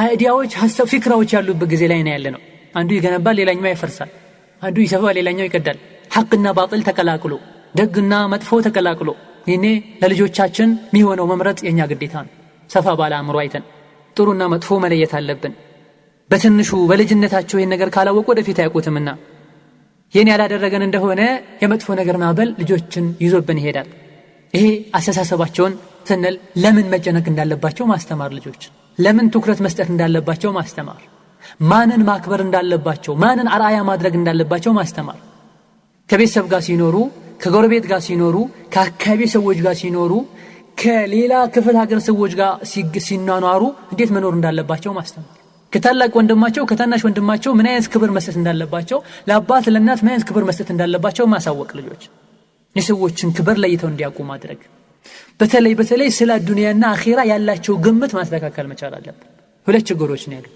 ቅድም የጠቀስነው አንዳለ ጭራሹኑ ስለ አኺራ ለማሰብ ሌላኛው ስለ አኺራ ማሰብ ግና በቂ ያልሆነ አስተሳሰብ ቤተሰብ ስለሚሰግድ ነው የሚሰግዱት ላ ከዚያ የዘለለ የሰላትምነት ማወቅ አለባቸው የህይወትን ማዕና ማወቅ አለባቸው ፍክራቸው አስለን የህይወትን አካሄድ የህይወትን ምንነት የሚያውቁበት የራሳቸው ግንዛቤ እንዲኖርና ይህ ግንዛቤያቸው ደግሞ ከየትም ያመጡ ሳይሆን ከኛው ከሙስሊም ወላጆች በርህራሄ የተሟላ እንክብካቤ ከሚሰጡ ወላጆች የታደሉ መሆን አለባቸው የተቸራቸው መሆን አለበት ኩራት ከነሱ ዘንድ እንዲጠፋ እኔ የበላይ ነኝ የሚል ስሜት እንዳይኖር እነሱ ጋር አንዱ ጎሳ ከሌላው ጎሳ ይሻላል ይበልጣል እሱ ይሄኛው ለዚህ ባሪያ ሊሆን ይገባል የሚል አስተሳሰብ ከነሱ ሊጠፋ ሰዎችን በሀብት የማክበር ሀብታም ስለሆኑ ብቻ የማክበር ሙጅሪምም ቢሆን ፋሲቅም ቢሆን ኸምርም ቢጠጣ ሪባም ቢበላ ሴቷንም እንደዚሁ ጥሩ ከለበሰች ጥሩ ካጌጠች ማክበር ከዛ ውጭ ያለች ዘመድም ትሁን አክስትም እህትም ትሁን መጣል እንዲህ አይነት አስተሳሰቦች ከነሱ መውጣት አለባቸው ማንን ማክበር እንዳለባቸው ለማን ልባቸው መስጠት እንዳለባቸው ማን ራያ ማድረግ እንዳለባቸው ለናሳውቅ ይገባል ከፋሲቆች መሃል ከሙጅሪሞች መሃል አንዲ ዘፋኝ ተዘፈን አይተው ወይም ስለሷ ሰምተው ይህቺ ናት እኔ ሞዴል ላደርጋት የሚገባው የሚል ነገር ውስጣቸው እንዳይቀረጽ በተለይ ሴት ልጆች ላይ ጥንቃቄ ማድረግ አለብን ያንቺ ራያ እነዚህ አይደሉም እነዚህ መጥፎች ናቸው ጠማሞች ናቸው ህይወት ላይ ገንዘብ መሰብሰብ እንጂ ክብራቸውን ሸጠው ሌላ ዓላማ የላቸውም ተጠንቀቂ ያንቺ ራያ አይሻ ናት ኸዲጃ ናት ሐፍሳ ናት መይሙና ሐፍሳ ቢንት ሲሪን ናት ብለሽ ልትነግሪና ታሪካቸውን ልታሳውቂ ይገባል አንተም እንደዚሁ ወደፊት ሳድገኔ እንደዚህ ነው መዘፍነው ይልሃል ይሄ ካልሆነ በስተቀር ወደፊት ሳድገኔ እንደዚህ ነው መጫወተው ኳስ ይልሃል ዓላማቸው ምን ይሆናል ማለት ነው ተሳሰባቸው እዚሁ የተገታ ይሆናል ባንዛሩ ጥሩ ሰው ባያችሁ ቁጥር خلاص እንደዚህ አይነት ሰው መሆን አለበት የተሻለ እንደውም ልንላቸው ይገባል ልጆችን ከልጅነት ጀምሮ ጥሩ ሰዎችን እንዲወዱ መጥፎ ሰዎችን እንዲጠሉ ማድረግ ከኔ መጀመር አለበት ሱና የሚከተሉ ሰዎችን ዒልም ያላቸው ሰዎችን እንዲወዱ እንዲያከብሩ እንዲተዋወቁ ከእንዲህ አይነት ሰዎች ጋር እንዲጠጉ ሱናን ማያውቁ ሱናን የሚጠሉ እስላምን የሚጠሉ ተውሂድን ለማጥፋት የሚሞክሩ ቢድዓ ውስጥ የተዘፈቁና ሰው ወደ ቢድዓ የሚጠሉ ሰዎች ወደ ሽርክ ወደ ኩፍር የሚጠሉ ሰዎች ሲያገኙ ለነሱም ሊኖራቸው የሚገባውን አቋም ማሳወቅ መቻል አለብን ባጭሩ ዝጋማ የተፈለገው ፍክራቸውን አስተሳሰባቸውን ማስተካከል አለብን ጥሩ የመሰላቸውን ሁሉ እሱን ተከትለው እንዲሄዱና አስተሳሰብ አቅጣጫቸውን እንዳያበላሽባቸው መስጋት መቻል አለብን አራተኛው እና የመጨረሻው አስተዳደግ አይነት التربيه الجسميه አካላዊ አስተዳደጋቸው ላይም ትኩረት ማድረግ አለብን በዚህ ረገድ ብዙ ማለት አልፈልግም ሁሉም ያውቁታል ህፃን ልጅ 6ኛ ወሩ ላይ የተኛው ወተት መውሰድ እንዳለበት ከ6 በታች ከሆነ ምን መውሰድና ምን መውሰድ እንዳሌለበት ልጆች ምን አይነት ልብስ እንደሚመቻቸው የተኛው እንደማይመቻቸው ልጆች ክረምት ላይ ምን መጠቀም እንዳለባቸው በጋ ላይ ምን ቢጠቀሙ እንደሚመከር ሁሉም ወላጅ ያውቃል አብዛኛው ወላጅ ያውቃል ዱንያን እዚህ ጋር የሚያስጨንቀን ነው የአኺራው ሆኖም ሳለ ግን በእናነሳው ለዲኑ ይረዳቸዋልና ማጓዣቸው ነው አካላቸው የህይወታቸው ቀፎን ጤነኛ ከሆነ ሰውቸው ጥሩ ይሆናል ጤናቸው መጠበቅ አለበት አካሉን ሰውነቱን ሐቁን መጠበቅ አለበት እጅ ሰጥቶ አላህ ለምን እንደሰጠው ማወቅ አለበት እጁንም ንጽህናው መጠበቅ እንዳለበት በዛው እናስተምረዋለን እግር አላህ ለምን እንደሰጣቸው ማሳወቅ አለበት እግራቸውን ደግሞ ንጽህና መጠበቅ እንዳለበት በዛው እናስተምራቸዋለን እና ለብሳቸዋለን ማን እንዳለበሳቸው ያወቀን ያሳወቅናቸው ለምን እንደሚለብሱ ጥቅሙን ነግራቸዋለን ባለመልበሳቸው ፀሐይ እንደሚመታቸው ብርድ እንደሚመታቸው አቧራ ላያቸው ላይ ሆኖ ቆዳቸውን እንደሚቀየር የተለያዩ ነገሮች እንነግራቸዋለን ጥሩ እንዲበሉ አቅም በፈቀደ ጥሩ እንዲለብሱ ጥሩ እንዲቀመጡ ንጽህናቸውን እንዲጠብቁ እናደርጋቸዋለን ይሄን ያደረግናቸው እንደሆነ ንጽህና መጠበቅ በራሱ አንድ ከኢማን አካል ነው ወኢነ ለጀሰዲከ አለይከ ሐቀን ብለዋል ረሱሉ ሰለላሁ ዐለይሂ ወሰለም ለአካልህም ለሰውነትህም ሐቅ አለው መተኛት አለባቸው መብታቸው ነው ግና ፊልም ሲያዩ አርፍደው ዘግይተው አስለን حرام ነገር የሆነ ያዩ ከዛ ሱብሂ እንዳይነሱ ማታ አርፍደዋል ብለህ ትእዛዝ መስጠት የለብህም አንተ አላህን ማትፈራባት በጊዜ ይተኙ የመተኛት ሐቅ አላቸው የተስተካከለ መኝታ የማግኘት ሐቅ አላቸው እንዳቅም ሲተኙ አደብ አለው 7 ዓመት ከሞላቸው 10 ዓመት ከሞላቸው ቅደም ተከተሉን ጠብቆ መሄድ ያለባቸው ጉዞ አለ 10 ዓመት ላይ ወንድና ሴት ተለያይተው ቢተኙ ረሱሉ ሰለላሁ ዐለይሂ ወሰለም መመሪያ ሰጥተዋል 7 ዓመት ሲሞላቸው ሶላት እንዲታዘዙ ረሱሉ ሰለላሁ ዐለይሂ ወሰለም አዘዋል 10ኛው ላይ አልሰግድም ካሉ እንዲደበደቡ ሁሉ ረሱሉ ሰለላሁ ዐለይሂ ወሰለም አዘዋል 10 ዓመት ሲሞላቸው ራቆታቸውን ወንድና ሴት ተቃቅፈው እንዳይተኙ አንድ አንሶላ ውስጥ እንዳይተኙ ረሱሉ ሰለላሁ ዐለይሂ ወሰለም ትእዛዝ አስተላልፈዋል ረሱሉ ካንተና ከኔ የበለጠ አርቀው ስለሚያስቡ ይሄ አመት ስለ ተቃራኒ ጾታ ማወቅ የሚጀምሩበት ጊዜ ነው ስህተት ላይ እንዳይወድቁና ስህተትን ላይ ለምዱ አብረው ከተኙም ከውስጥ ልብስ እንዲያደርጉ ወይ አንሶላ የተለየ እንዲያደርጉ ይመከራል እንቅልፋቸው ሲተኙ ሲነሱ ዝክሮች መባል እንዳለባቸው ሁሉ ማለት ነው ኢደን ይህ አካላቸውን አለባበሳቸውን አመጋገባቸውን በተመለከተ ጥንቃቄ ማድረግ አለብን ያ ዱንያዊ አኺራዊ ምክር ጭምር ነው እንዲሁ ጎን ለጎን አንዳንድ ስፖርት ነገሮችን ቢማሩ ከዲናቸው በማይጋጭ መልኩ እሁድ የሆነ ክፍት ሰዓት ካለ ጁምዓ ክፍት ሰዓት ካለ አባት ከልጆቹ ጋር እናት ከልጅ ጋር በተመቸ ያክል ማለት ነው ቢማሩ ምንም ችግር የለውም አካላቸውን ያጠነክራል አእምሮአቸው እንዲነቃቃ ያደርጋል ለቀጣይ ለሚሰሩ ስራ በሙሉ ልብ በፍቅር እንዲሰሩ ያደርጋቸዋል ይሄ ማለት በሩን ከዛም ከዚህም ክፈተው ማለት አይደለም 24 ሰዓት ክፍት ሰዓት ባገኙ ቁጥር ኳስ ጋር ይሄዱ፣ ክፍት ሰዓት ባገኙ ቁጥር ይሁን ነገር ይመልከቱ ማለት አይደለም። ሰዓት ይኖረው። ሰርተው ሲደክሙ ለቀጣይ ስራ እንዲነቃቁ ይሁን ነገር አጫውቻቸው እናት ቤት ቁጭ ብለሽ። አባትም እንደዚሁ አንዳንዴ የሚባል ነገር አለ፣ ልጆች አትሳቁ የሚባል ነገር አለ። ይሄን ወደ ኋላ አጣሉት። ረሱሉ ሰለላሁ ዐለይሂ ወሰለም ከልጆች ጋር ይቀልዱ እንደነበረ ለልጆች እንደ ፈረስ እሳቸው ፈረስ ሆነው ላያቸው ላይ ልጆች ይወጡ ያጫውቷቸው እንደነበረ ታሪክን ጎንበስ ብለህ አንብብ። ያምባገነኖችን ታሪክ ትተህ የበለጠ የሚወዱህ ልጆች ምትለው የሚሰሙ ሚናፍቆም ስታጫውታቸው ወደ መስጊድ ይዛቸው ሂድ። ቤተሰብ ጥየቃ ወሰዳቸው። ክፍት ሰዓት ካለ አንዳንድ ቦታዎች ወስደህ አዝናናቸው ከሸሪዓ በማይጋጭ መልኩ። ገና ድንበር አይለፍ። ይሄን የምንለው ለምንድነው? ልጆች ሁሉን ነገር ሲሰሩ በንቃት እንዲሰሩ ጤናቸው እንዲጠበቅ በማለት ነው። ወይላማ ልጆችን ብቻ ውጫቸውን ላደል ብለህ ለዲኑ ትኩረት ሳትሰጥ የምትኖር ከሆነ 4-5 ሰዎች በፈረስ ወይም በግመል እየጋለቡ ወደ ሐጅ ወይም ወደ ሆነ ጉዞ የሄዱ ሳለ አንደኛው መሃል ላይ ቆሞ የግመሌ ኮርቻ ተበላሽቷል፣ ይሄ ቆሽቷል፣ ይሄ አርጅቷል፣ ስለዚህ እዚህ ላይ ቁጭ ብዬ በእጄ ሰርቼ መቀየር ማጠብ አዲስ መግጠም አለብኝ እያለ ሐሳቡን ቢቀይርና ሌሎቹ ጥለውት ቢሄዱ ምድረ በዳ ላይ ያውሬ ራት ሆኖ ይቀራል። ለካንተም እዚህ ልጆች ውጫዊ አካላቸውን ብቻ ለማስተካከል ለማሳመር እየጣርክ ምትኖር ከሆነ ነገ ትሞታላችሁ። በኢማን ታንጹ ያልቀረበ እሳት ትገባዋለች። إذن عمر بالوت مسرت رضي الله عنه علموا أولادكم السباحة ልጆቻችሁን ዋና አስተምሯቸው። ቀስት እንዴት እንደሚወረውሩ አስተምሯቸው። ፈረስ እንዴት እንደሚጋልቡ አስተምሯቸው ይላል። ይሄ ሁሉ ለዓላማ ነው፣ እንዲሁ ለመዝናናት ብቻ አይደለም። ዛሬ እንደሚደረገው ዋና አስተምሯቸው። አደጋ ቢደርስ ባህር ላይ እንዴት መውጣት እንደሚችሉ ያውቁ ዘንድ ሪማያ ቀስተም እንዴት እንደሚወረውሩ አስተምሯቸው። ከጠላት ጋር ጦርነት በሚገጥሙበት ሰዓት እንዴት እንደመጠቀም እንዳለባቸው እንዲያውቁ። ፈረስ መጋለብ ማስተምሯቸው ስለሚጠቅም እንዲሁ ስፖርትና መዝናናት ስለሆነ ብቻ አይደለም። አሁንም ይሄን ስመክርኔ በዚሁ እንድናስበው ንያው ይሄ እንዲሆን እንዲጠነክሩ ለሚጠበቅባቸው ኃላፊነት ልጆቻችን የተለያዩ የመዘፍን አሻንጉሊት ከማምጣት ሮቦት ከማምጣት የተለያዩ ነገሮችን አምጥቶ ልጆችን በዚህ 24 ሰዓት ጆሮ የሚያደነቁር ዘፈን ከፍተው በአሻንጉሊታቸው የተለያዩ ነገር ደደብ ከሚሆኑ 24 ሰዓት ካርቶን ፊልም ያዩ ደደብ ከሚሆኑ ሌላም መዘዝ ከሚያመጣባቸው አስተማሪ የሆኑ ነገሮች ላይ እንዲዝናኑ አድርጋቸው። አሻንጉሊት ፊልም ላይ ተኩስ ይተኳኮሱ አይቶ እህቱ ላይ አንስቶ ተኩሶ ይገደላል። አሻንጉሊት ፊልም ላይ ከላይ ከፎቅ ዘሎ ሲወርድ አይቶ እሱም ከላይ ዘሎ ወርዶ ይወደቃል። ሌላም ስለዚህ ውሏቸውና አዝናኝ ነገሮችን ልንመርጥላቸው ይገባል። ይሄን ሁሉ ካልን በኋላ በመጨረሻም አባት ሆይ እናት ሆይ እባካችሁ ልጆቻችሁ አላህ ለእናንተ የሰጣችሁ ሽልማቶች እንደሆኑ ወቁ። ስንቶች ልጅ አጥተው ልጅ ሸቷቸው ልጅ ናፍቋቸው የፈለጉትን ሁሉ የቻሉትን ሁሉ ለመስጠት ሁሉ ተዘጋጅተው ልጅን አላህ ይነፈጋቸዋል። እነዚህ ልጆቻችሁ አላህ ኒዕማ ሰጥቷችሁ በአላህ ኒዕማ ለራሳችሁ እሳትን አትግዙ። ልጆቻችሁን በሰላማዊ አስተዳደግ ካላሳደጋችሁ የቂያማ ቀን አላህ ፊት ቆመው ይከሷችኋል። ጌታዬ ሆይ ምግብ ሲሰጠኝ ምግብ ሲሰጠኝ ልብስ ሲያቀርብልኝ ስታቀርብልኝ ያንተን አንድነት ያንተን ማንነት ያንተን ኃያልነት በሚገባ አላስተማረኝም ብሎ ይከሱሃል። የማይቀር ነገር ነው፣ አትጠራጠር። በተለይ አባት ዲንን አስተምራቸው፣ ዲንን አስተምሪያቸው። እንዲሁ እነዚህ ኒዕማ እነዚህ የአላህ Subhanahu Wa Ta'ala ስጦታዎችን በመልኩ መጠቀም እንዳለብን ነው። አላህን እናመስግነው፣ አላህን እንፍራው። ሊፈትነን ይችላል። የነበሩ ልጆችን ሁሉ ባንዴ ወስዷቸው ሊፈትነ ይችላል። ያኔ ታቀዋል።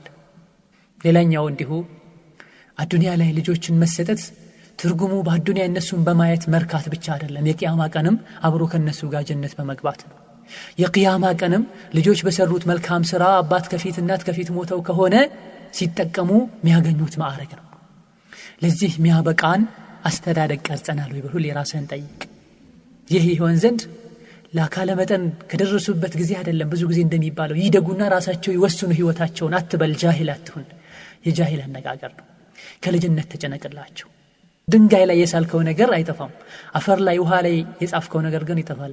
ልጆች ልጅነት ለጋ አእምሯቸው ላይ የቀረጽከው ነገር አይጠፋምና በልጅነት አእምሯቸው ዲንን አስቀምጥ። ወላሂ ዲንን የተማረ በአዱንያም በአኺራ የበላይ ነው። ይህ ይሆን ዘንድ ከልጅነት ጀምሮ እንቅስቃሴያቸውን ተከታተሉ።